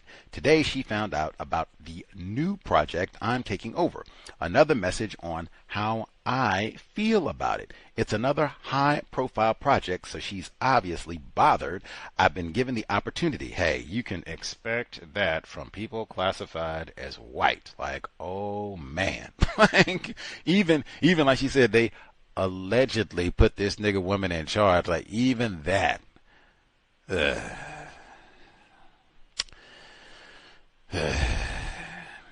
And they sit around and figure out how we gonna undermine her every step of the way and gossip about her and all the rest of it. I mean, oh yeah, like they are never happy about seeing no nigger looking like you are halfway kind of in charge, or we might have to halfway kind of answer to you, like you're running this. Lose all interest in everything. I'm disgusted. Let's go to the bar. She said, announced that she's going to be running the project. She messaged me to ask how I felt about it. Today she found out. My reply was neutral, and I ignored her offer to talk about it if I needed to. Why would you want to talk to her about it? She replied that she would be interested to find out about the AI elements of the project. If this heifer doesn't leave me alone. See, they try and do all that snooping. See, if it was reversed and she was, in charge of a project or what have you, and let's just say you were curious, I'm new here and all that, would she, oh yeah, let me tell you all about it and whatever questions you have, maybe I can even add you to the team so you can see a little bit and get some hands-on assistance and blah, blah, blah. I seriously doubt it. All she's doing is snooping. I can learn a little bit. Maybe I can weasel in and take over. Get out of here. Ugh. And there's so much of that in the workplace where they do the tactic. They can't even do a compliment correctly. It can't even just be, oh, you're smart, you're a hard worker, and wow, you got all these projects and been doing great. It can't even do that. Like, oh, you're such a loner. What? Oh, you don't go out to lunch with us and we keep tabs on you. I mean, you seem like you off to yourself.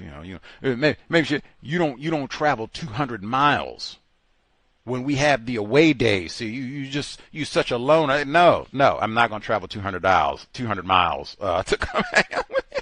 if that makes me a loner, that hey, I'm just gonna be alone up in this office getting work done, hoping I get my bonus. Thank you. Doesn't get any better than tag, and they do lots of stuff like that where they come and talk to you and can't just be courteous. I'm not even saying they have to come and compliment you about anything. I'm not saying they got to come and wish you a happy New Year, happy Hanukkah, Kwanzaa, nothing. It could evening, Gusty, how you doing? All right, right on. Yep. Working hard. Okay, right on. Have a good weekend. That would be great. If you got update on a project, something of that nature, great. It does not even have to be all that. Come in and fake like we're friends or whatever, and the best that you can muster is, hey, you're such a loner. That ain't no comment. Get out of here. We could have just said that. Good to see you, Gusty.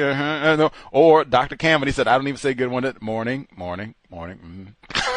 Leave it with that. That would have been totally fine. We don't have to get into no tackiness and all this other old foolishness and asking me about a project and give out some tacky. That's non-Clemson grad. We said the fella comes by and gives him the salute. That's the same type of thing. Like, hey, man, you could just evening, go Tigers, right on. Hey, boy, didn't go to, and you keep on rolling. That's it. You don't have to do all that tacky and extra. They so much with the racism. They have such difficulty being around dark people. It's just, nothing would be better. Shh. Keep it courteous and minimal. Let's just get back to work.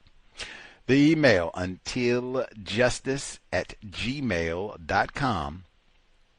The number, 720-716-7300. The code, 564-943 pound. Press star 61 if you would like to participate. Folks have observations, commentary to share. Again, we should be here tomorrow. Catherine Massey Book Club, new book. Tomorrow, normal time, 8 p.m. Eastern, 5 p.m. Pacific for Negro Friday, and then compensatory call-in on Saturday, normal time, 8 p.m. Eastern, 5 p.m. Pacific. Hopefully help folks get through the madness, the meat of the so-called racist holiday season in full swing. Right here, the cows still rolling. So you can battle through. I guess if you can go out shop or gorge yourself on food, you can always take a break and check back in. Oh, yes, it is still system of white supremacy racism, regardless of what tasty victuals I've eaten or new gadgets we've purchased. It is still, yes, the plantation produced justice. Yes. But we'll be here tomorrow and Saturday, 8 p.m. Eastern, 5 p.m. Pacific. Hit the blog racism-notes.blogspot.com. Much obliged to all the investors who have kept the cows on the air for, if we get to February, 17 years. Hopefully we've been worthy of your time and energy.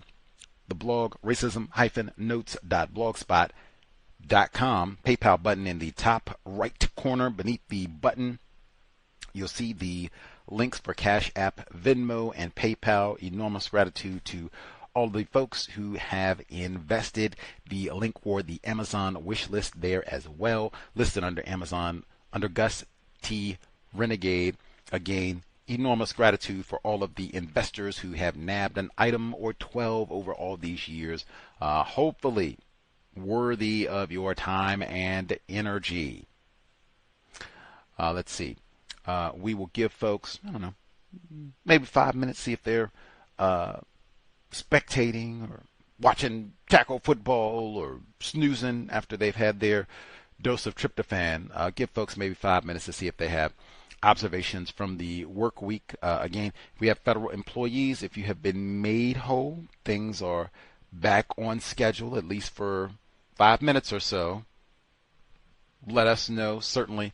If we have any folks, any suggestions for the young lady who is experiencing the sexual harassment in the workplace, we have any folks with any suggestions that they would offer, that is always grand. If folks have a code in for dealing with sexual harassment in the workplace that you think works pretty well in cutting all that stuff out? Let us know. Any of the females have worked out a code that cut that at the knees, as Walter Beach III said. But if anybody has any tips for that, let me know. And the second job, even, because I don't think we've really talked about that. If that has come up, does anybody have that in their policy and procedure where either they have prohibitions on getting a second job, or you have to check in, you just have to report and let them know that you're doing this, or they have maybe limited restrictions on it? I don't know, but yeah, let us know if that has come up in your workplace where you do have to get authorization, or maybe they decline, they won't let you get a second job. If that has been an issue for any folks, let us know as well. We'll give folks maybe 5 minutes or so, see if they have observations and such for Thanksgiving, as they say. Let's see.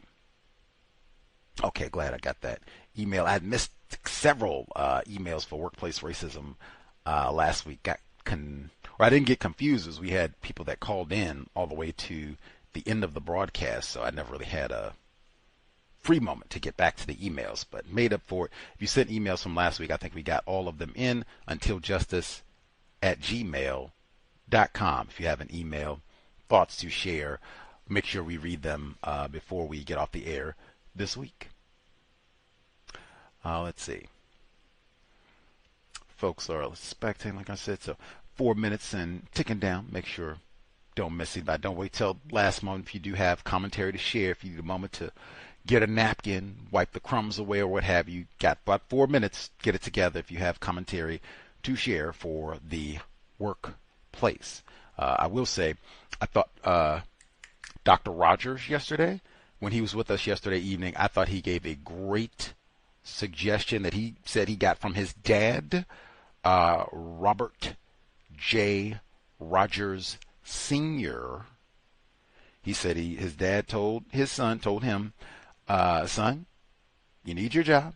Do everything that you can to protect your job. So when you go to your workplace, mind your business, meaning you are not there to be an open book, as they say, and just be talk, running off at the mouth about what's going on with you and your girlfriend and your family and your children and your household and all that. Like, shh. That's not even what you're being paid for. Brilliant. I thought, brilliant. But then he added on, he said, man, his dad told him, he said, man, there's no need for you to be hanging out, fraternizing, telling them all your business. You focus on your stuff and you keep your job. Dr. Rodgers told us, hey, I appreciated and implemented Dad's advice. I did not do no loitering in the teacher's lounge. And I think he still works, so it's not like he's retired. So he said, yeah, I don't do no loitering in the teacher's lounge. He said, oh, no.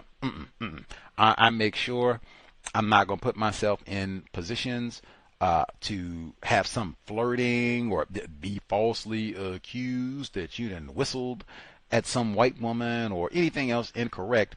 I'm going to do as much as I can to minimize all of that and any other, potential tackiness that could pop up from just kind of being a little lax and socializing a little casually in the work. He said lunchtime comes, as opposed to going to hang out in the teacher's lounge, I just go back to my room. I close the door. I work on my lesson plan or, grading papers, other things, always tasks that you have to do as a teacher. So he said, I just take that hour as opposed where I could be in the room, chatting it up with other teachers, talking about God knows what. I'm by myself. I'm in the room. Boom, boom, boom. And he said the same thing I just said. He said, make sure I'm not by myself and stay in a public area. If I'm in my room or something like that, make sure that the door is open so that everything can be heard. People can easily walk by and see what is happening in here. Brilliant. He said he's a 6'7" black male. Oh, Lord, they did a 6'7". But anyway, he said he's a 6'7" black male. And so, him being so tall, like, oh my gosh, that's, you 5 seconds from being accused of raping all of us. So you got to take precautions. But I thought that was spectacular. If we have other folks who are educators, I don't know. Do you kick it in the teacher's lounge? maybe that's not the place to hang out. And in fact, hey, in the workplace period, maybe let's not hang out in the cafeteria. Maybe you can take your lunch. I've said before, you could take your lunch in your office if you have one. If you drive to work, if it's not like Arctic cold, you could take your lunch in your vehicle. Same thing, if it's not Arctic cold, or at least parts of the year, you could sit outside, especially if they have close by park or anything like that, where you could just get some fresh air. So I'm going to check out the squirrels. I'm going to check out the birds. Maybe I see me an old albino raccoon waltz by. Who knows? I'm going to sit outside, eat my lunch right, get a little distance from the workplace. I don't have to be around everybody. I don't have to come in. Oh, what you eating? Did you cook that? Where did you go out to eat? I'm not trying to have a whole investigation of my lunch either. I just want to eat my food, get back on the clock so we can finish out this workday. But I thought that was brilliant. Like I said, basically it's like we had a twofer with the program yesterday in talking about labor with Dr. Rodgers, but I thought that was a great suggestion. He had other great tips there as well for folks who are educators, but I thought that was phenomenal. And keeping your business to yourself in the workplace, you have 2 ears, 1 mouth, do more listening, less talking. Certainly less talking about you. Like, this is not the time to talk about what you got for Christmas and what y'all ate for Thanksgiving. None of that. None of that. But that was Dr. Rodgers yesterday talking about education and labor, because a lot of it was about not wanting to hire black males and the deliberate lack of interest that white people have in hiring black male educators. Shout to young academic. Anywhoodles, let's see. Oh, I had mentioned him.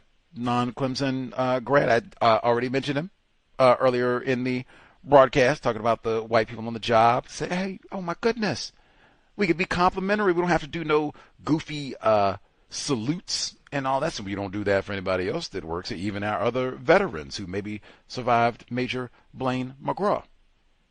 We're just cordial, professional, business like. We could do the same thing with non-Clemson.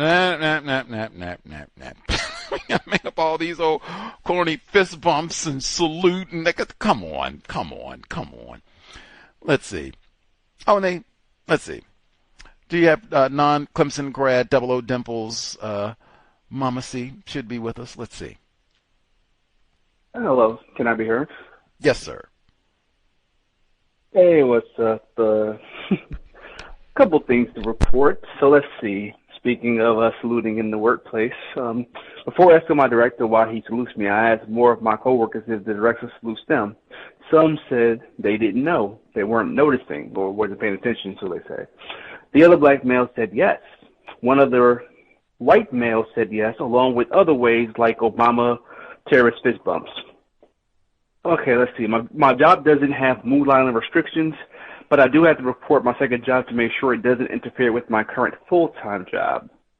Let's see. This is about the AI thing in that interesting prospect.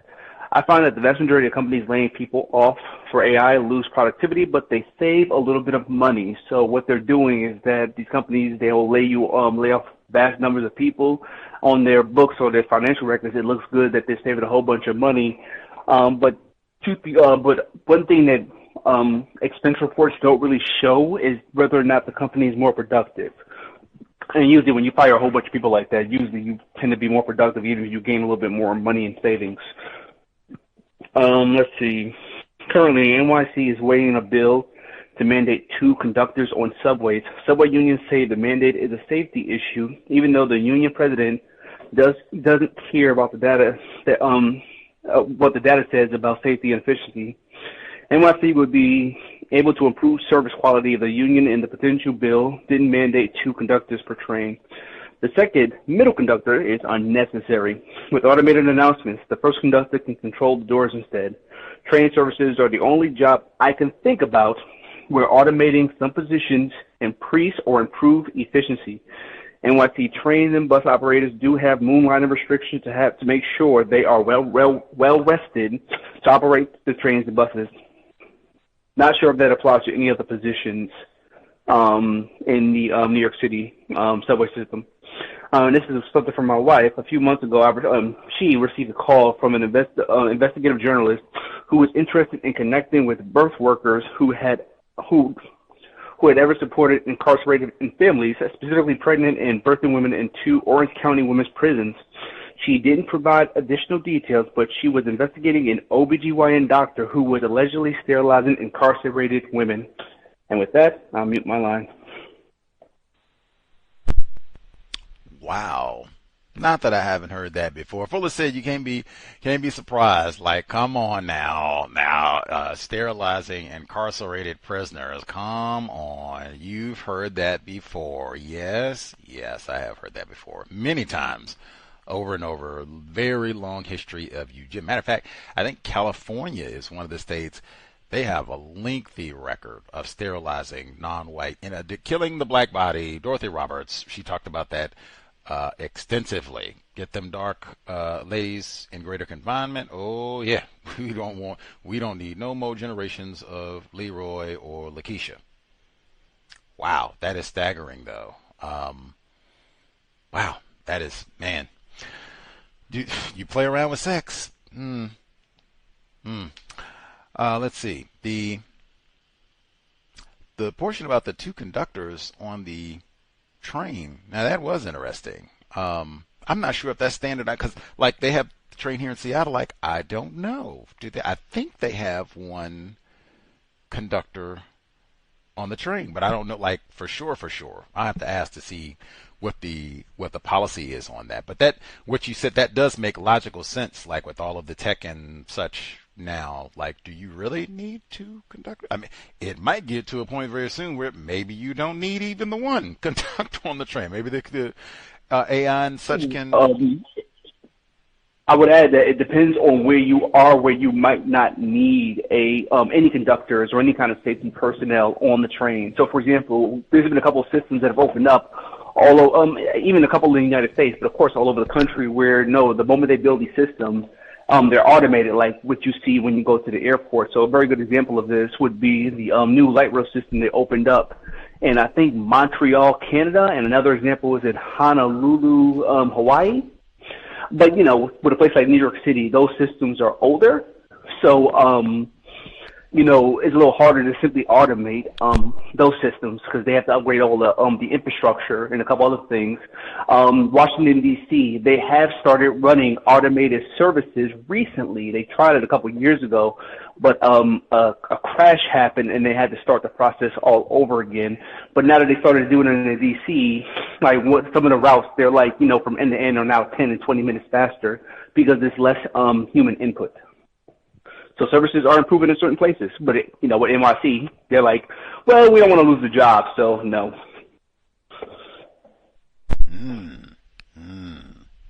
You still not concerned the AI is not going to take your job anytime soon? AI, no, I'm not worried about AI taking my job personally. Instead, if I was to lose my job, it's not going to be because of AI. They might say it's because of AI. But no, I'm not worried about AI taking my job. One thing AI cannot do is that it cannot create. It can only regurgitate stuff, and it doesn't do that very well. I see. Okay. That's that. I'm going to have to pay attention. Like the newer transportation systems that are being produced, are they AI? Do you have to have a conductor at all? Like, wow. Like, No. The AI thing is not necessarily a reference to train conductors. This is just automated technology. These things have been around for 4 or 5 decades. This has nothing to do with AI. It's a computer. It has the abilities. Well, I'm not sure if that's a good way to say it as well too. But well before we started having AI talk, there were always automated systems that have been around for at least the last half century. That's not an issue. Wow, they've had trains where you don't have a conductor at all for that long? Yeah, I mean, if you go to, I think you've been to enough airports. Yeah, those are usually automated systems. The thing that allows them to be automated is the fact that they're so closed loose. Like, so for example, you have the screen doors that prevent people from, interfering with the train or falling into the track, things like that. those closed loop systems are what allow for automated services. When they're not closed loops, usually older systems, it's a lot harder to do that because there's so many factors that can interfere with the train services, from people jumping in the tracks, throwing things in the tracks, a whole bunch of other issues. I see. I have to check to see if the monorail here, if that's a closed loop system, maybe that's automated. I have to do some homework on that one. Wow, fascinating. A closed monorail system in Seattle? Yes, you can go downtown. You can go by the Space Needle. Interesting. I'm not sure. I didn't know they had a monorail in Seattle. I know they have one, the Detroit People Mover. That's a monorail. I don't remember if it's automated, though. I think it is. I need to pay attention more to these monorail systems, then. There's not a lot of them in the United States. They usually tend to be in just zoos. It's pretty short. Like, I've taken it very few times because it's such a short little, loop. I mean, that's what it's for. It's just to go to like the Space Needle and the stuff in Seattle Center on the little small portion of downtown. But I have more homework to do. See if this is it automated? Do they have people doing this and all that? They've had that for a while though, so that's not newer. So I don't know, but that'll give me something to research. I know the earlier portion when you were talking about when they say they're bringing on this new technology and we're going to fire a bunch of folks, that they might save some money, or I guess they did say they saved quite a bit of money, but you lose productivity. I have seen some reports where they have talked about that quite a bit, where, especially if you're going to be firing all of those people, like, man, you might be sacrificed. I mean, maybe you don't care about all that. Whatever. We'll, get to that when we get to it. But yes, I have seen some reports of that nature where they get a few nickels back, but man, the bots are not all, or the technology or whatever it is not all that has been cracked up to be in a number of cases, where it does not just come in and magically replace all of the work that was being done by people. Let's see. And he said the other folks, that is, I guess he does do the salutes to other people in the office. That's fascinating. That makes it a little less. See, I'm not picking on you, black brother. I, salute good half the folks here. See, I big time just on the, let's just keep it very minimum. I don't want to do no fist bumps or booty bumps or make up no goofy handshakes. Like, come on. We're not in elementary school. Like, let's get to it. Like, come on. And then they get real at it for the holiday season. Like, come on. Let's. Morning, evening. Nice to see you, Ted. Good day. I mean, just stick with the basics. Let's just stick with it. These are the same folks where he said they can't even spell my name correctly all the time. Like, come on. Let's just stick with the basics, man. Any hoodles. Much obliged. Non-Clemson. Dad, we'll have to check on the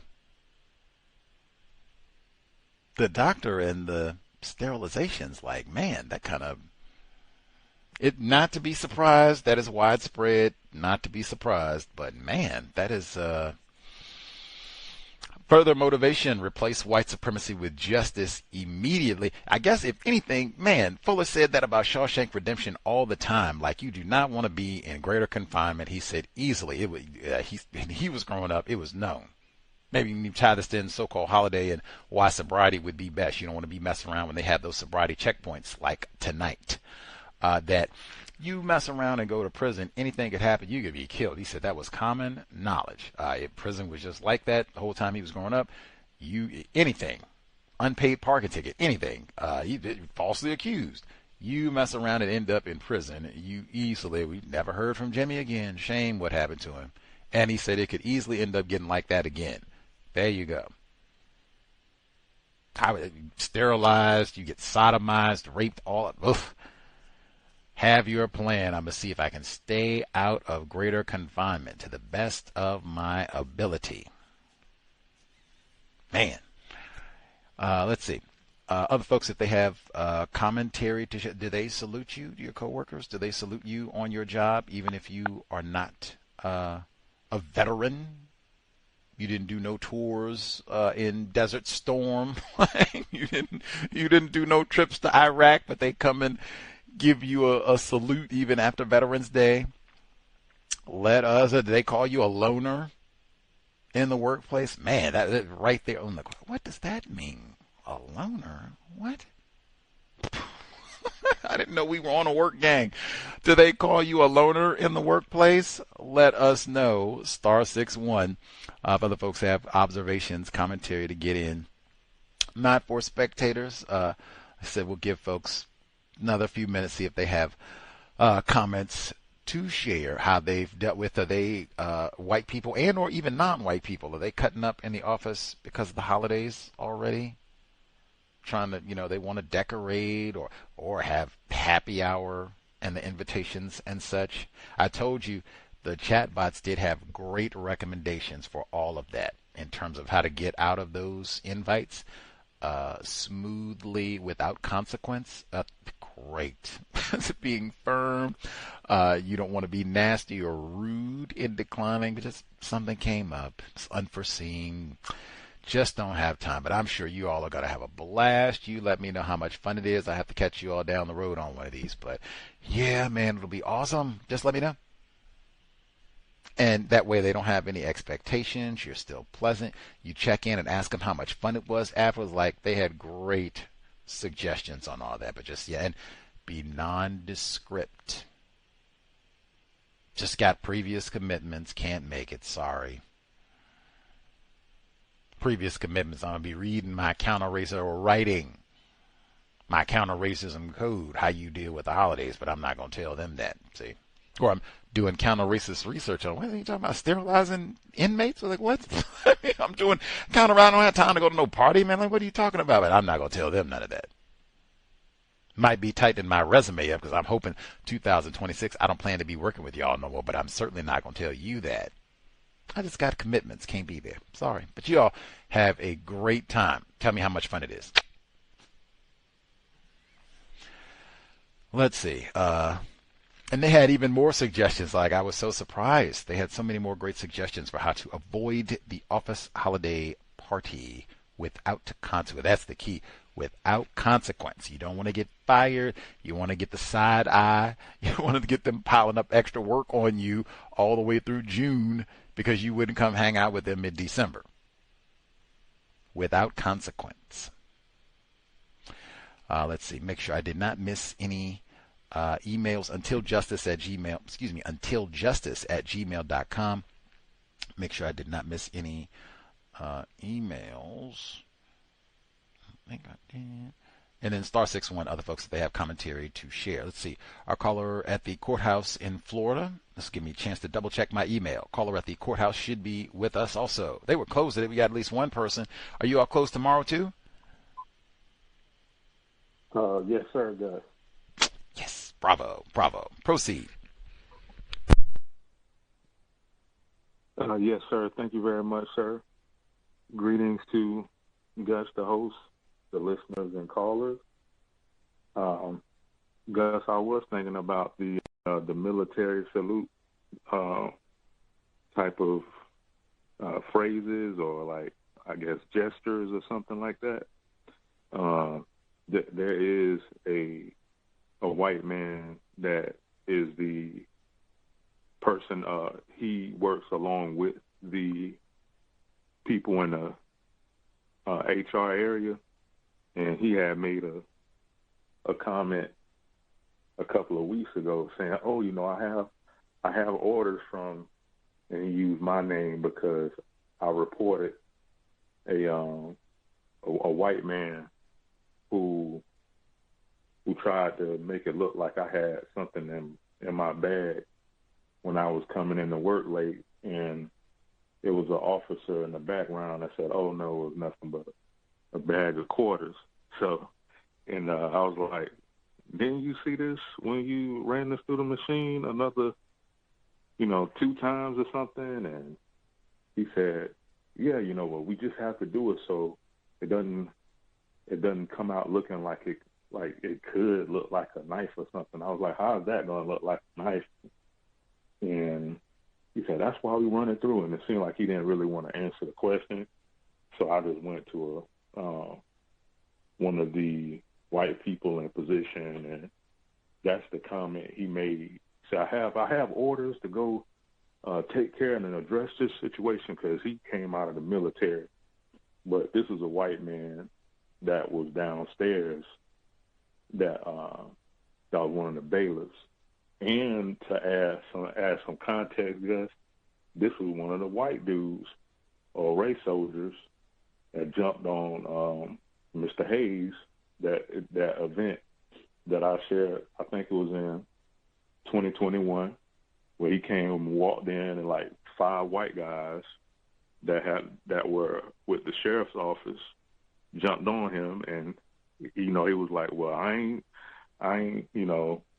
sucking no blank to get out of jail. He said that to the white sergeant. This was one of those white guys, or the white officers, to give some history on him. So when I came in there the next time, he wanted to try to act like, oh, hey, how you doing this morning? You have a good day. So white people tend to kind of come on talking like that to a lot of the black people when, I guess when we start to go and make reports and speak up. And, they're doing these other kind of things too, like playing music, like I mentioned before. They'll play a certain type of music. And I'm like, what in the world is this about? So I didn't have that issue again, but it was a black officer that said, oh, it's just some quarters in the bag. It was a black dude, okay? And he was sitting watching the machine in the background. That dude, the X-ray, does the X-ray when I send the bag through the machine. So that was that. And I also wanted to make a report where when I'm going to the post office for the mail, it's like a lot of these houses, they have them set up like one of those plantation-looking type of houses, and how the lawn cut and everything. I can tell like how it's structured. A lot of them look like they've been built up for a long time. It was that.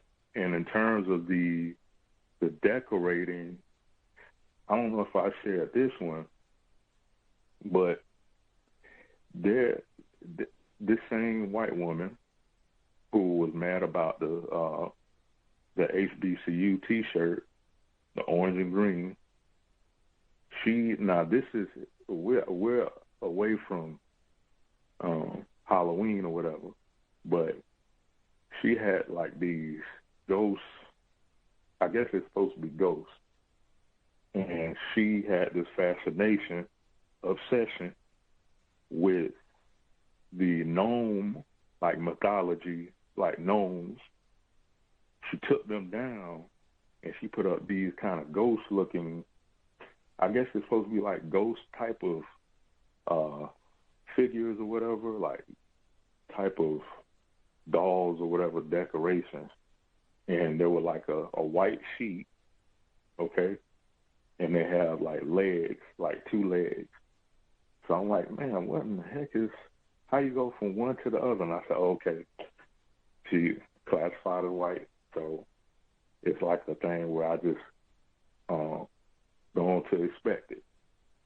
And once again, somebody who want to constantly speak about dating black males. So that was something that I had an observation about. And I think I mentioned where another white woman said to a black female about, well, I didn't want you to feel excluded. And I gave some kind of a gift card or something. But it's been working for me if they want to try to say, well, do you want to come and try to do the luncheon, or do you want to contribute some money to the funds? We have this fund to go to Sam's or whatever, Walmart, and get some supplies for the break room. And I just say, no, I'm not, I'm not giving anything. So I think what they try to do, in my opinion, to add to it, is that they try to go and seek out other black people to try to get them to participate when they see that I'm not doing it. I guess because they think I'm going to influence some of the other black people. That's something I wanted to speak on too. And one last thing was, there was talk about like a person going to a lodge, and the lodge being connected to maybe like a clan type thing from the past, like Masons or whatever. And somebody else got hired in one of the departments in the building that I work in. So I think, just from my observation, I think people might have maybe talked with him about, oh, well, you know, watch for such and such, you know, meaning me. He's going to be walking around, so, you know, you might want to watch it. You might want to watch him. And that's pretty much all that I have right now. And thanks for allowing me to speak. He said, might want to watch him. Lord. Let's see, much obliged. Pardon, the white fella, he said when you came in with the quarters, which I guess they thought it might have been a knife or a bomb coming to rape everyone in the courthouse, and he said the black officer he had seen you come through before, and oh yeah, that's a segregated worker, and oh yeah, that's the quarters. He's good, let him in. And the white person worker says, no, we got a job. We got to, you know, you're supposed to run it through this scanner every time, and you might have a bomb or knife or butcher knife or rapist. You saw it before through the screen. Well, you know, we got policy and procedure. We got everything. So later on, he's the one, was it the same one that came through and said, well, you know, I got orders from, talking about you. This was the same white fellow who said that?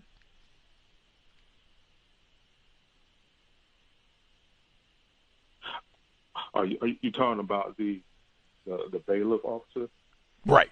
I guess the person in charge when you were bringing the quarters through in your bag. Oh, he was the one that was trying to run the bag through the machine. So that was the person that I encountered, and then I went to. So it was him and a black guy. It was a white guy and a black guy. So they were downstairs in the like basement area. Then I went upstairs, I clocked in, and then I went to one of the white people in the HR area, and he made that comment about, you know, I'll go and speak to the sergeant, and then he made that comment, and then he did a salute saying, you know, I have orders from, and then he mentioned my name. And then he was smiling about it or whatever. So I'm like, what in the world? Doesn't get any. I guess he could say, you know, we got to do the same thing every time. You know, they can't see you come through and you just snuck quarters through, which might be a bomb, and somebody else see that. Well, hey, you check the black brother. You know, he snuck a bomb or whatever else through, and then you gonna check me out. He could say, you know, we got to be, you know, consistent and just, you know, we got to be consistent every time now, you know.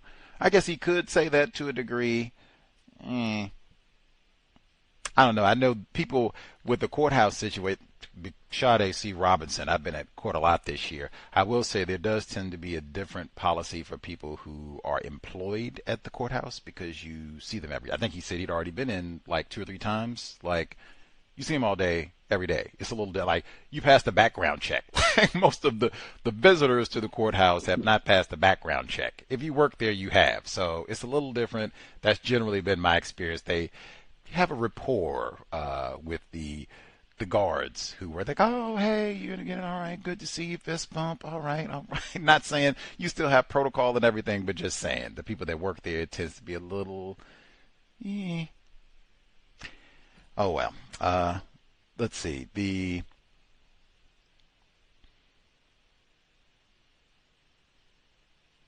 he's talking about the houses where he goes out sometimes doing the postal runs and such, and he was talking about the houses that are built up, plantational, if you will, which is not, surprising that white people have built up a lot of wealth. One, they said they fired all these folks. I mean, you save more nickels there, but they have built up a lot of wealth from the practice of white supremacy racism, and they do love to show off the plantational properties, have the niggers and dark people, landscapers, come and take care of them.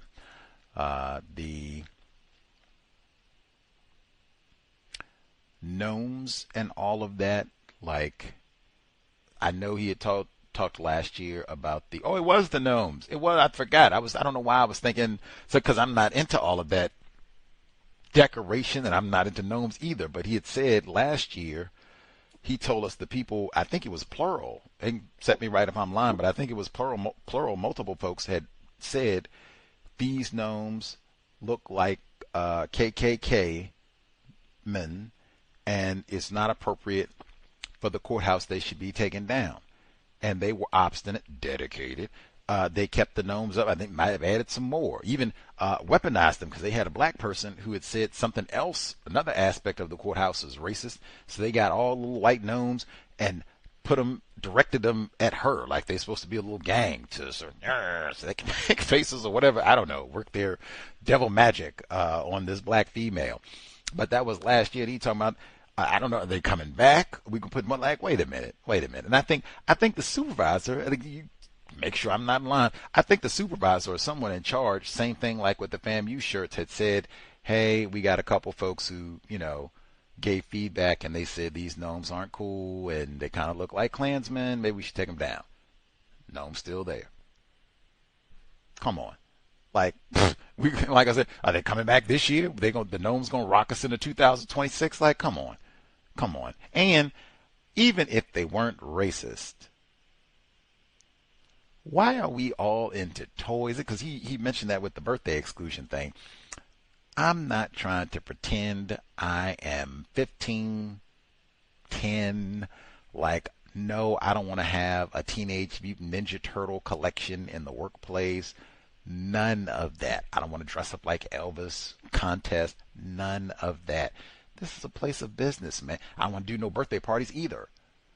Bring in cupcakes. Like, what? We are not 10. You went through elementary school, right? Okay, we graduated. We moved. You got children that do birthday parties. You got children that collect gnomes and toys. You got children that do that. We are supposed to be the adults, or at least pretending like, come on. Gnomes. And then they'll waste like a whole day decorating the tree in the way to get like on the clock time too. They'll waste a whole day. We got to decorate the tree. We got to decorate the door and put the mistletoe. Like, are you serious? So we can get a day to decorate for Kwanzaa? Get out of it. We can get 2 hours to decorate for Juneteenth. That's a federal holiday now, so, broken chain shackles or whatever else. Like, come on. Let's see.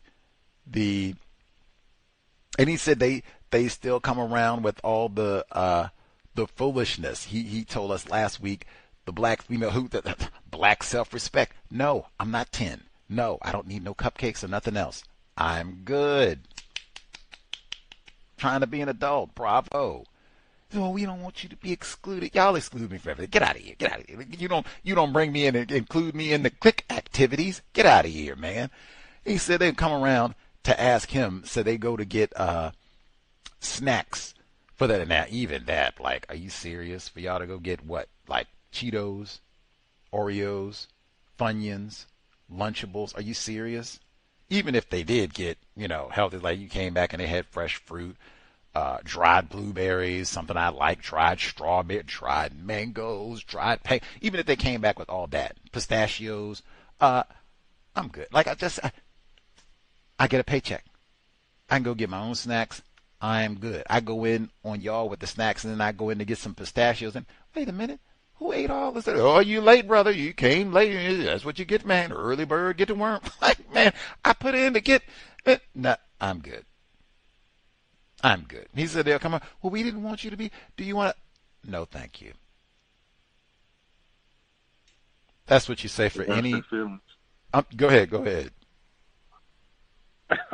I'm sorry. I didn't mean to interrupt, Gus, but I really think that just saying that I don't want to participate or that I'm good.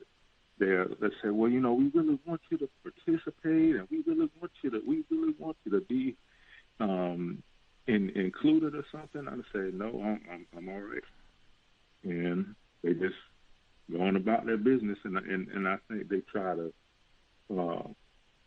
get another black person and try to do that with them, what they can get done with me.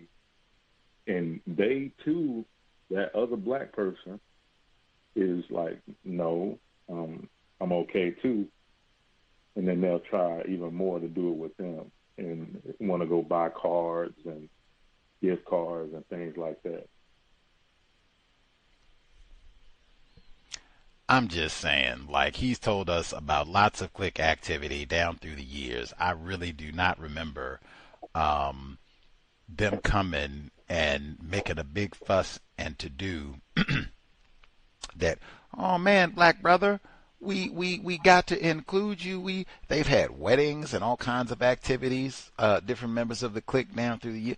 They don't come and mandate your participation when they're having all their other activities. So why this? Now that, oh man, we gonna get a few crumbs of food and oh man, it just wouldn't be. Come on. Nah, it's totally fine, and particularly if it's, dang, like we were trying to see if we could get at least a few of the niggers to join us, and we didn't got one to turn us in. We'll go and see if we can get another. Like, no, I'm good. I mean, if the other black people join, that's on them. I don't have nothing bad to say about them. United Independent, that's on them. Even though he did say that he didn't say anything, maybe his modeling of black self-respect rubbed off, because he said some of the other black people, they even came up to him later on and said, oh man, black brother, I see why you don't do none of the food stuff here. That's genius. I'm gonna do the same thing. He didn't go and try to persuade him. Hey, just following logic. I get paid. Even if I was struggling, I just no, I'm not going in with y'all on no cut. I get my own. I get me a piece of toast somewhere. I work it out. Like, nah, I'm good. Y'all ain't gonna swango me and all the rest of it. Like, I'm good. Thank you.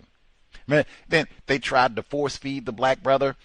This was years back. They kept I think he was like the bailiff or something. And they said, "Oh, we brought you a sandwich, Willie." Was it? "No, I'm good, brother. I don't need it." They said, "No, you gonna make it eat it, Willie. We gonna make you eat it, Willie." I said, I get a paycheck. I'm not starving. I wasn't begging for food. Do y'all see me digging in the trash can trying to see if it's an empty bag of potato chips in there? Like, I'm all right. We gonna get that, Willie. Make it like, no. I'm good. Just make sure that you get my direct deposit, and I have plenty of groceries in my refrigerator. I'll be just fine. You can go find some other starving black people to delectable Negro.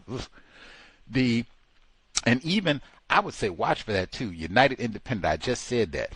He had said they'll come up to him like with the cards and stuff like, oh man, we got a card, Rachel, she's about to leave, and if you want to, add a few dollars or what have you, feel free. And then you sign in. Oh no, I'm broke. Hey man, oh my goodness, the shutdown messed up the whole household. I don't even have 5 cents to share. They really? You sure?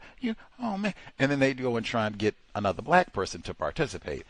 I do not care nothing about none of that. I wouldn't care if you get every black person in the state of Florida to whatever you're trying to do. If you're trying to get this card signed, you're trying to donate money, you're trying to get the Christmas decorations up, United Independent. It has no bearing at all.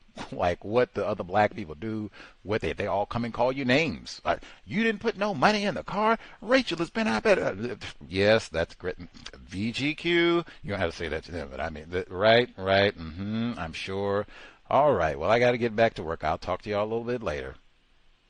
And we just proceed with the day. But I mean, really, we're not. Who cares? They get all the rest of the black people. They might be confused. Whatever. Victims guaranteed qualified.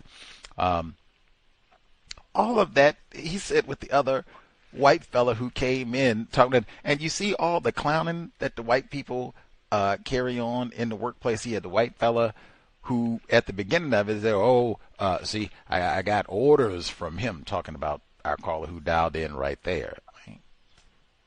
What's all that about? Like, what? Come on, let's get to work. Let's do some work. And then the fella at the end, he's walking and said, hey, now, you might want to watch him. Keep an eye on him. You see all that? See? That's what I mean. We're not entertainment committee in the workplace, and I could not imagine being like, I know some black people who do entertainment committee in the workplace. Might have been guilty of that myself for 5 minutes at a time here or there. But I mean, really, I'm going to come in and clown like that, and I'm going to make the white person the butt of my joke like that. Imagine Leroy in your workplace doing something like that, looking at a white person, white man or white woman, white transgender, whatever. Look, better keep an eye on that. Watch him. I don't think so. I can see that sort of thing with black people. Non-Clemson dad, he said the white woman said he was the contagion, and that's the same thing. Always, you got to keep. I said, Pac, the Negra, all eyes are already on you anyway, and it's not constructive. It's not to watch you because we're gonna give you a raise. It's not, oh man, that boy is dressed so slick, and wow, he is just the best employee we got in the segregated section. That's not what it is at all. It's always something tacky and he might steal, raping. That's always what it is. So that's the same thing. Even the fella at the beginning of it, he said, "Well, I got to take orders for." Really? All that he can get an attitude. I said, was that the fella who said that? Is that the same one who was at the thing with the quarters? No, sir. It was a different white man. Okay. He had said he was gonna go and speak with the sergeant, and I think that same person, he was just in the court hearing getting paid from a discrimination case, a white man saying a black male sheriff mistreated him because he's white, but the whole staff mainly is white. So that is the sergeant, I believe. That's the sergeant. And then even had another white woman up there crying for him, and black person. I want to report this too, that a black employee went and reported to the court director that, hey, like she can't be up there showing this emotion and stuff, and they reprimanded a black employee for her, I guess, facial expression or something. And they took this white woman from going to these trials, these court trials. And I think she knew this white guy too. So that's some other details I like to share. But that white man was the sergeant. I see. That just kind of makes it even more tacky. But okay, not the same white man with the quarters, but the sergeant. And the fella, I remember that he had told us about that before with the racial discrimination. That's the same thing I mentioned with the white fella in Wisconsin, where he said that he didn't get the promotion because they got some sort of DEI program, and he said they don't even have no black people on the sergeant's staff down in North Florida. Duh. Just like they probably didn't have a whole lot of black people where Mr. McNulty worked in Wisconsin, but he said they didn't hire him, or they didn't promote him. That's what they didn't promote him because they got all these DEI initiatives. That's wild, though. I didn't know that they had for the bailiffs. Like, I guess they got policies and procedure about nonverbal communication and your facial gestures while you're at work, which I guess that is important. Like, you shouldn't be snickering and such if you're, in court and all the. I guess that is, yeah. I guess you should be. But I have been saying that we've been saying that Be serious. Be professional. We're not joking around, being goofy and all the rest of it. But that, like, right on. Be serious. You shouldn't be up there. It should be serious, somber even, to the moment of what's happening at the courthouse in general. He said the black fella went and reported the white woman for crime, which I guess he should have. You shouldn't be up there being all emotional, like you're supposed to just be neutral and do your job. Keep everybody safe and be observant about what's happening in the courthouse. He said, if I heard correctly, they reprimanded the black fella. Like, dang, for, I guess, not having correct facial, whatever gestures or not being neutral. Like, be serious. All eyes will be on you if you are classified as black. So be serious in the workplace. Serious in the workplace. That's why I said read the policy and procedure. That's like, wow. They even got policies about what your face is supposed to look like. Like, dang. We do talk about control of emotions in the workplace on a regular basis. I had mentioned composure. That's a little more specific than just composure, but wow. Be aware of your facial features in the workplace. I guess not inappropriate laughter, no inappropriate crying, no inappropriate emotions, just trying to be neutral. Maybe you're just thinking about that. If you have time before you start your shift, if you have maybe 10, 15 minutes, just trying to take a moment, focus, think of Dr. Welsing or your counter-racist code. Maybe you could make a part of that. Like, I'm going to be neutral expressions on my face. Very neutral expressions, or what they call it, have your poker face. So if something happens, I don't want to have a face like, oh my God, that's the funniest thing I've ever heard. Or, oh my God, that racist just did what? Like, just neutral face. Neutral face. So that way I can think. And that way they'll be saying, you one of them loners. You got them facial. We just can't read your facial expressions. We don't know if you angry or sad. We just, I'm just thinking about that. You don't even say that. I'm just thinking, thinking. And leave it at that. Just watching my facial expressions, and I don't even do a whole lot of talking. I just quiet. Say what's needed. Few words as possible. Keep you out of trouble there, or at least it can mean system of white supremacy, so it's hard to stay totally out of trouble. You could be asleep and they'll come kill you, so, it's hard to stay totally out of trouble, but at minimum, shh. I don't do a whole lot of unnecessary talking. I'm not here to chuckle, and have everybody just giggling at the courthouse. No. Say what's needed. I observe. Keep it professional and serious. I watch my facial expressions too, apparently, and keep it neutral.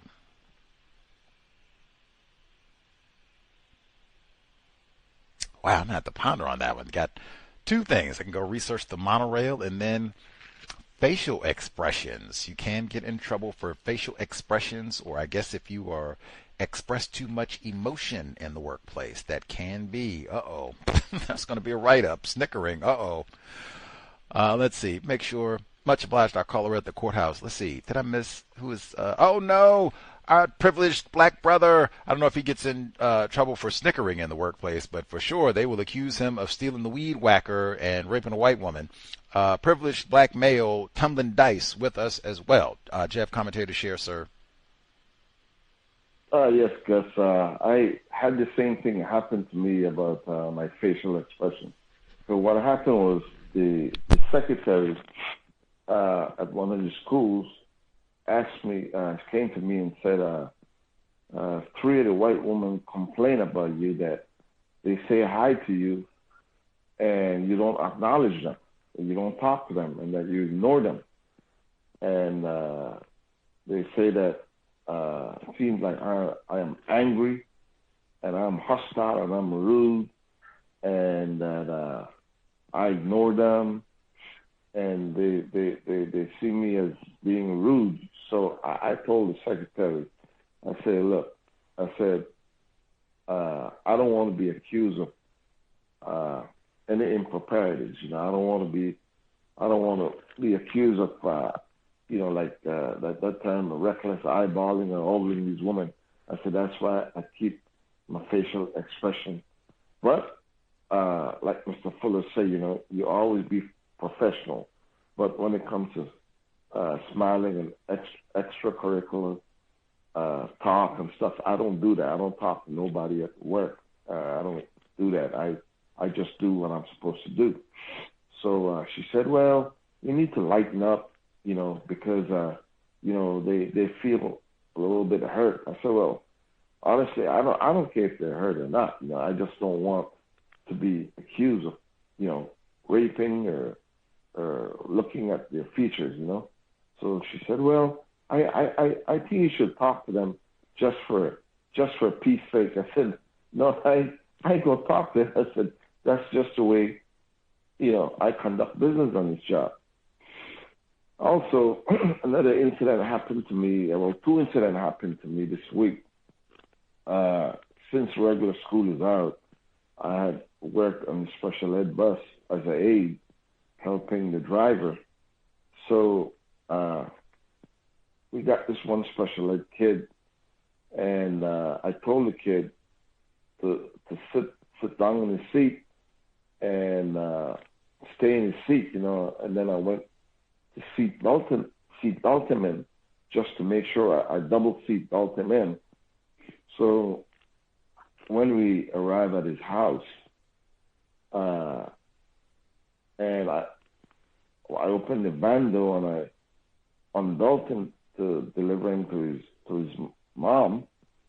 He told his mom, he said, "Mom, this punk ass nigga told me to shut up and told me to stay in my seat. This bitch ass nigga talked shit to me." So the white lady said, "Oh my God, where you get these words from?" And the little boy said, "You told me to call him that. You told me to call black people that." So I just had to laugh. It was funny. And then the white lady tried to you know, divert away from the situation or try to, you know, distance herself from what the kid said, you know. So me and the guy, another non-black, non-white male who was driving, he was just busting up because the kid later out and said, "Yeah, you told me to call black people that. You know, what you talking about now?" It was funny. And then the other incident was I had a field trip last week, and we were coming back from Universal Studios, and it was raining cats and dogs. So when a lot of people gets in the bus starts to fog up, and it gets foggy in the bus, and it was starting to affecting my vision. So I turned up the defroster up high, you know. So there's this white lady, white parent on riding my bus because we have to transport the parents along with the kids too. So there's this one white lady on my bus with her kid.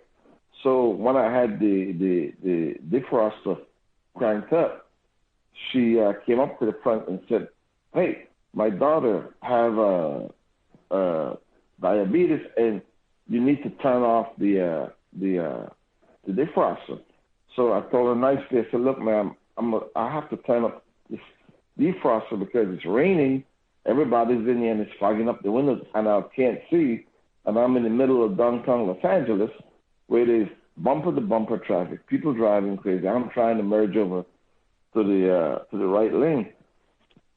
So I kept the defroster off. So like 5 minutes later, and this is, I mean, she said the exact word to me, Gus. She said, she walked up to the bus, reached over, grabbed the defroster, and turned it off and said, "You better listen to what I say, coon," and walks back to the back of the bus. And I was shocked, you know. And then I looked over at one of the teachers. I said, "You see what happened?" I said, you tell a lady she can't come here because now this is a safety issue now, because I could crash and kill all these people in this bus. So I guess the teacher went and told her, said, look, don't be messing with the control. But that's a safety issue. So when I got back, I complained about it, but so far I haven't heard anything. But I was just flabbergasted that she did that. So that's all I got for you, Gus. And I wanted to talk to the guest last night because I wanted to ask him about there was a black male teacher at one of my schools, and he used to be the ones to do the discipline, but then they have him stop doing the discipline like with the referrals and stuff, because they say that he was terrorizing the students. They say that he was terrorizing and traumatizing the students, so they had to pull him. They pulled him from that role, So I just wanted to ask him about that. Anyhow, Gus, thanks for letting me share. Terrorizing little people. Leroy is the worst. He wrote about that and talked about that briefly yesterday. Dr. Rodgers did with us, because I said today, Dr. Rodgers, he's a privileged black male, and he told us about 6'7", so very tall. And he said that that was his role. He said that they would bring him like, oh my God, little Jamal I'm about to kill him. You give him a good scare, terrorize him good, make him, behave straight. So they bring, and he said they was elementary school. So he said they bring Jamal, he's like 8. So they bring in, 6'7" black male that I've never seen before. So he's looking up like, what in the world? So he said, I just talked to him. Like, hey, what it do? White people crazy, aren't they? Like, what, why am I going to shout at them for what? What does that do? Like, come on. But he said that is very common, especially if you are a taller or larger black dude. Like, oh yeah, you do all the discipline, and you give them a good scare and terrorize them. I'm sure that also is very common too. But then they go like, oh my God, that Mr. Leroy, he just has scared all the children. They say they have nightmares, and he might even be a rapist. We got to get him out of here. Like, yes, yeah. He said that the white women grouse and complain that he doesn't talk to them. He said they try and talk to him, and he's, just quiet, doesn't say anything. Now, I will say, just consistency's sake, for years, I have said, here, Neutralizing Workplace Racism, Gus T, I do not recommend that people remain muted in the workplace. I say speak. We're going to talk about workplace-related things. Safety issues, and hey, me getting this raise, me getting this promotion, like, it's all kinds of great things to talk about in the workplace. And I, explained for years that, at least for me, counter racism code, we did ask for the job, so it's not like you can go to the job and not talk to anyone. Generally speaking, for the most part, it will involve some communication. So I don't say don't speak. We're not going to do frivolous conversation. We're not going to talk about, what temperature did you cook your turkey at, and how did your sweet potato pie turn out? And, I'm not doing any of that. We just keep it out. Now, for these white women, this is curious, because it sounds like, I don't know if these are like teachers or folks that you wouldn't even be around normally. I don't know what they want to talk about. But if it's, morning, we'll say, Mr. Johnson. Morning, Mr. Johnson. Morning, Margaret. Morning, good to see you.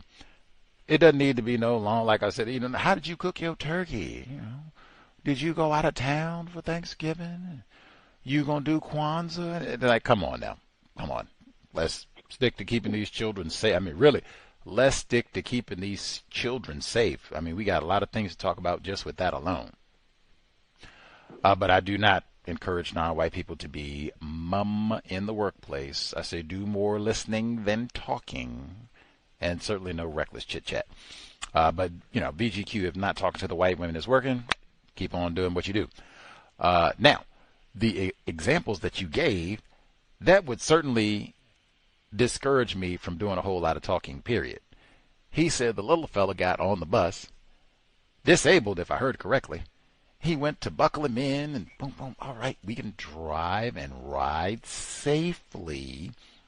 And he said, the little fella, his mother came, get him off the bus. This no count, Negro, and mother said, "Oh my Lord, oh Elliot, who taught you to speak such awful language? Oh, now come on, you know you told me to call this Negro a Negro. Look at the Negro up there, do it." And he said all he could do is laugh. Now that's where I say again, composure. Now you might get in trouble. They say you snickering, and you don't snicker at a white woman. But composure, because that easily could have been a situation where you, what did you call? Oh, you. Shh. You take a breath. And I mean, really, what can you do other than appreciate the honesty of it all? Master deceivers. You can be so tacky, and you know she gonna act like, I voted for Obama 3 times. I love Al Sharpton. I love me some black people. Oh man, I cried when Kobe Bryant died. I love black people. What do you mean? Oh, Ma, shut up. I got that from you. Master, where else would he get it from? He can't even drive. I think he said the little fella's like 10 or something. Who? Come on. And then we get the twofer. They come on, and little folks, he said, I'm trying to drive safely. It's winter time. It rains sometimes in California. Hopefully, we got them wildfires.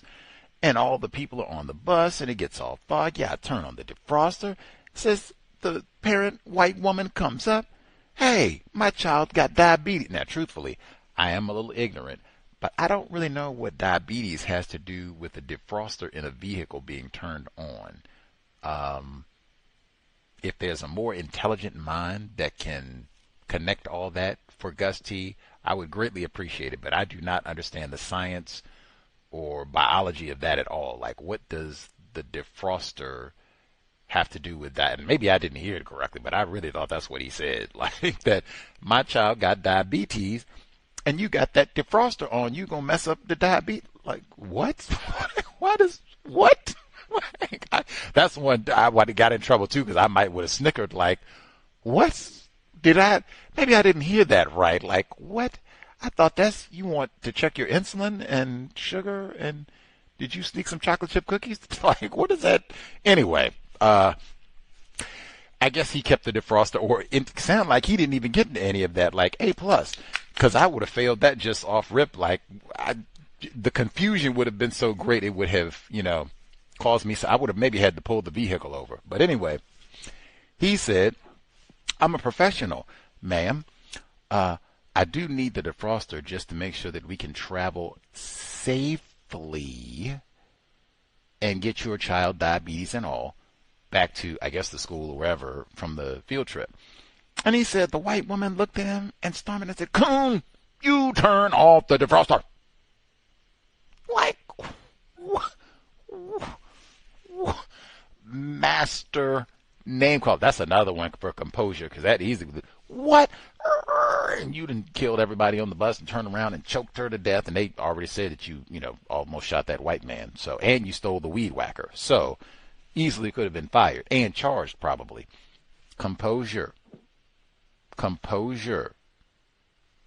Reported, hey man, one, this is a safety issue. And they all are, but this is like maximum safety issue. I need the defogger for us to travel safely from one point to the, presumably back to school or wherever we're going. I need the defroster on. We could have a major accident, kill somebody, kill everybody here. And we got the white supremacy racism. Like, come on now. You're stressing me as a driver and name. Am I supposed to be subjected to this while attempting to drive safely? Question. He said he reported it, bravo, and they've said nothing. Like, that is not acceptable. Like, I would have to report that to the superintendent, like lots of folks, because presumably they got cameras on the bus. So this is something that's not under dispute about, did this happen? Presumably even other people heard this too. So that shouldn't even be questioned. It would just be like, yeah, so what type of safety environment do we want to transport these children? Can parents just come up and, you turn off the windshield wipers. You open that door up right now. I know we're moving. You open that door up. You turn off. Can they just come up and make any sort of request that they want to? And if they don't like the response they get, they call you all kinds of racist insults and slurs? Is that tolerable? Is that safe even? I think even before we get to is that tolerable, does that sound safe to transport children in that sort of environment? I bring everything back to safety. Everything back to safety. Everything back to safety. Even the little fella, this coon, he didn't buckle me and I told him to get me out of here and he buckled me. Is that safe to have children speaking like that to the driver? And especially about being properly secured in your safety restraint.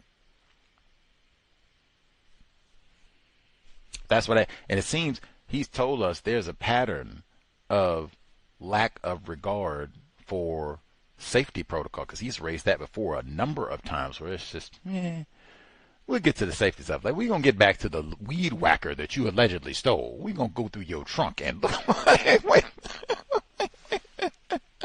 wait a minute.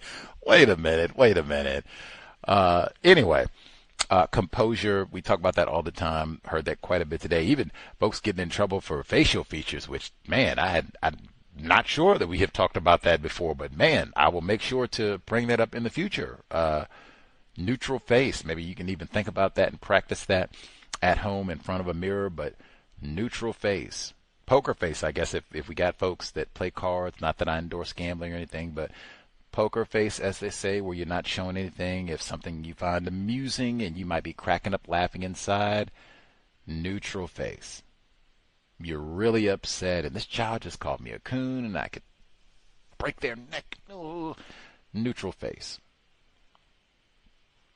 Very important. That way you don't give away emotions. I would much rather it be that white people are confused about what you are thinking. Brilliant, because it's often so frequently the other way around. Have them be confused and wondering, what is Leroy? Did he hear? What you think? Is he upset? Is he...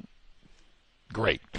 Much rather be, regardless of whatever is going on in your brain computer. At least give us a little bit of time where we can get to the next incident of racism that we'll be responding to.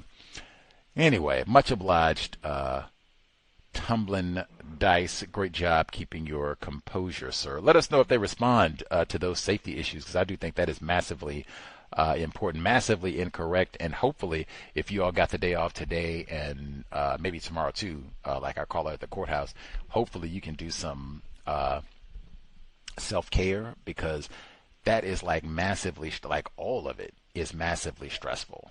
Like having racist child curse at you and name call you and all the rest of it, and then their racist parent, and being put up to do this by their racist parents, and then having other racist parents come and yell at you and curse at you for trying to just do your job safely. That is really stressful. So yeah, hopefully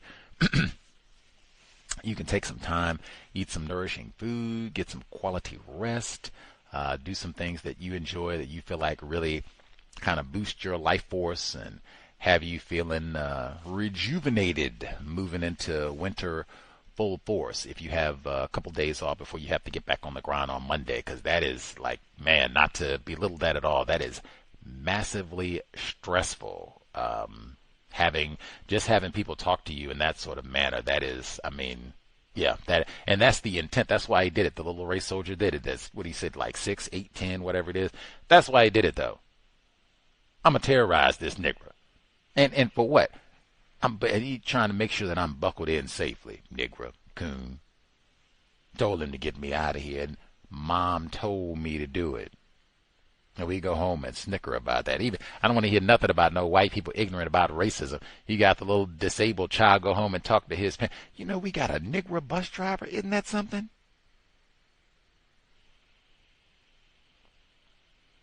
Obese, said, young people, the young white children like that. Hey, they're not going to be like old Trump, see? They're not going to be like old Biden, see? They're not going to be like old Jerry Sandusky, not Jerry Sandusky, the fellow with the with the Clippers. All these old racists, not going to have any more of all that. They're going to have young racists who either they voted for Obama or they watched him on TV while they were in school, and they're going to be all right with black people. VGQ to OBZ2 and First Lady Michelle Obama, since I got her in today. Other than that, did we miss anybody? Anybody else have commentary they wanted to get in before we wrap things up?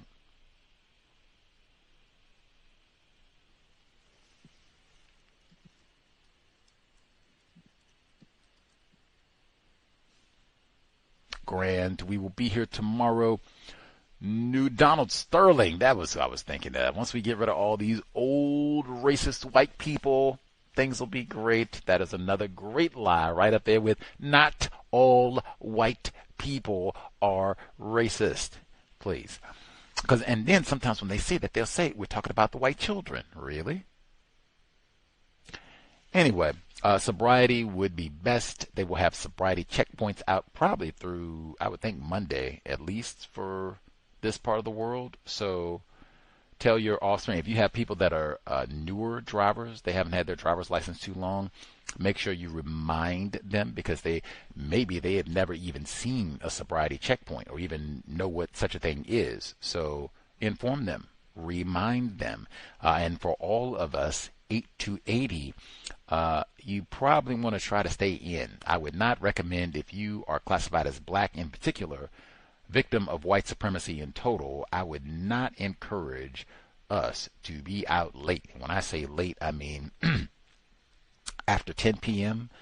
in your area, I would not be out. I think there'll probably be race soldiers out keeping an eye. They might require you to pull over and, blow on their instrument and let me make sure you check your license and registration. And I would try to avoid having any sort of a late night contact with enforcement officers that you did not plan and initiate. You don't want them to find, oh, look what we found, wink, wink, in the vehicle or whatever else. If you want to go and have a good time, party, all that stuff, get to one location and stay there. You do not want to be ripping and running, riding up and down the road late at night during this weekend, and that will continue right on into so-called Christmas, New Year's, all of that. Dangerous times on the road. In addition to, it might be snowing and all the rest of it. Get in one place and stay there. That said, Creator, we ask, remind us to stop saying not all white people are racist. Remind us, stop name-calling people classified as black. Remind us, maximize our time to replace white supremacy with justice as soon as possible. Remind us not to waste non-white people's time and energy, especially our own. It has been time. Replace white supremacy with justice immediately. Cows signing out. Thanks all for tuning in. Nigga, you so brainwashed. I'm a victim, brother. Problem. You're a victim. I'm a victim of 400 years of conditioning. Shut up. The man has programmed my condition. Even my conditioning has been conditioned.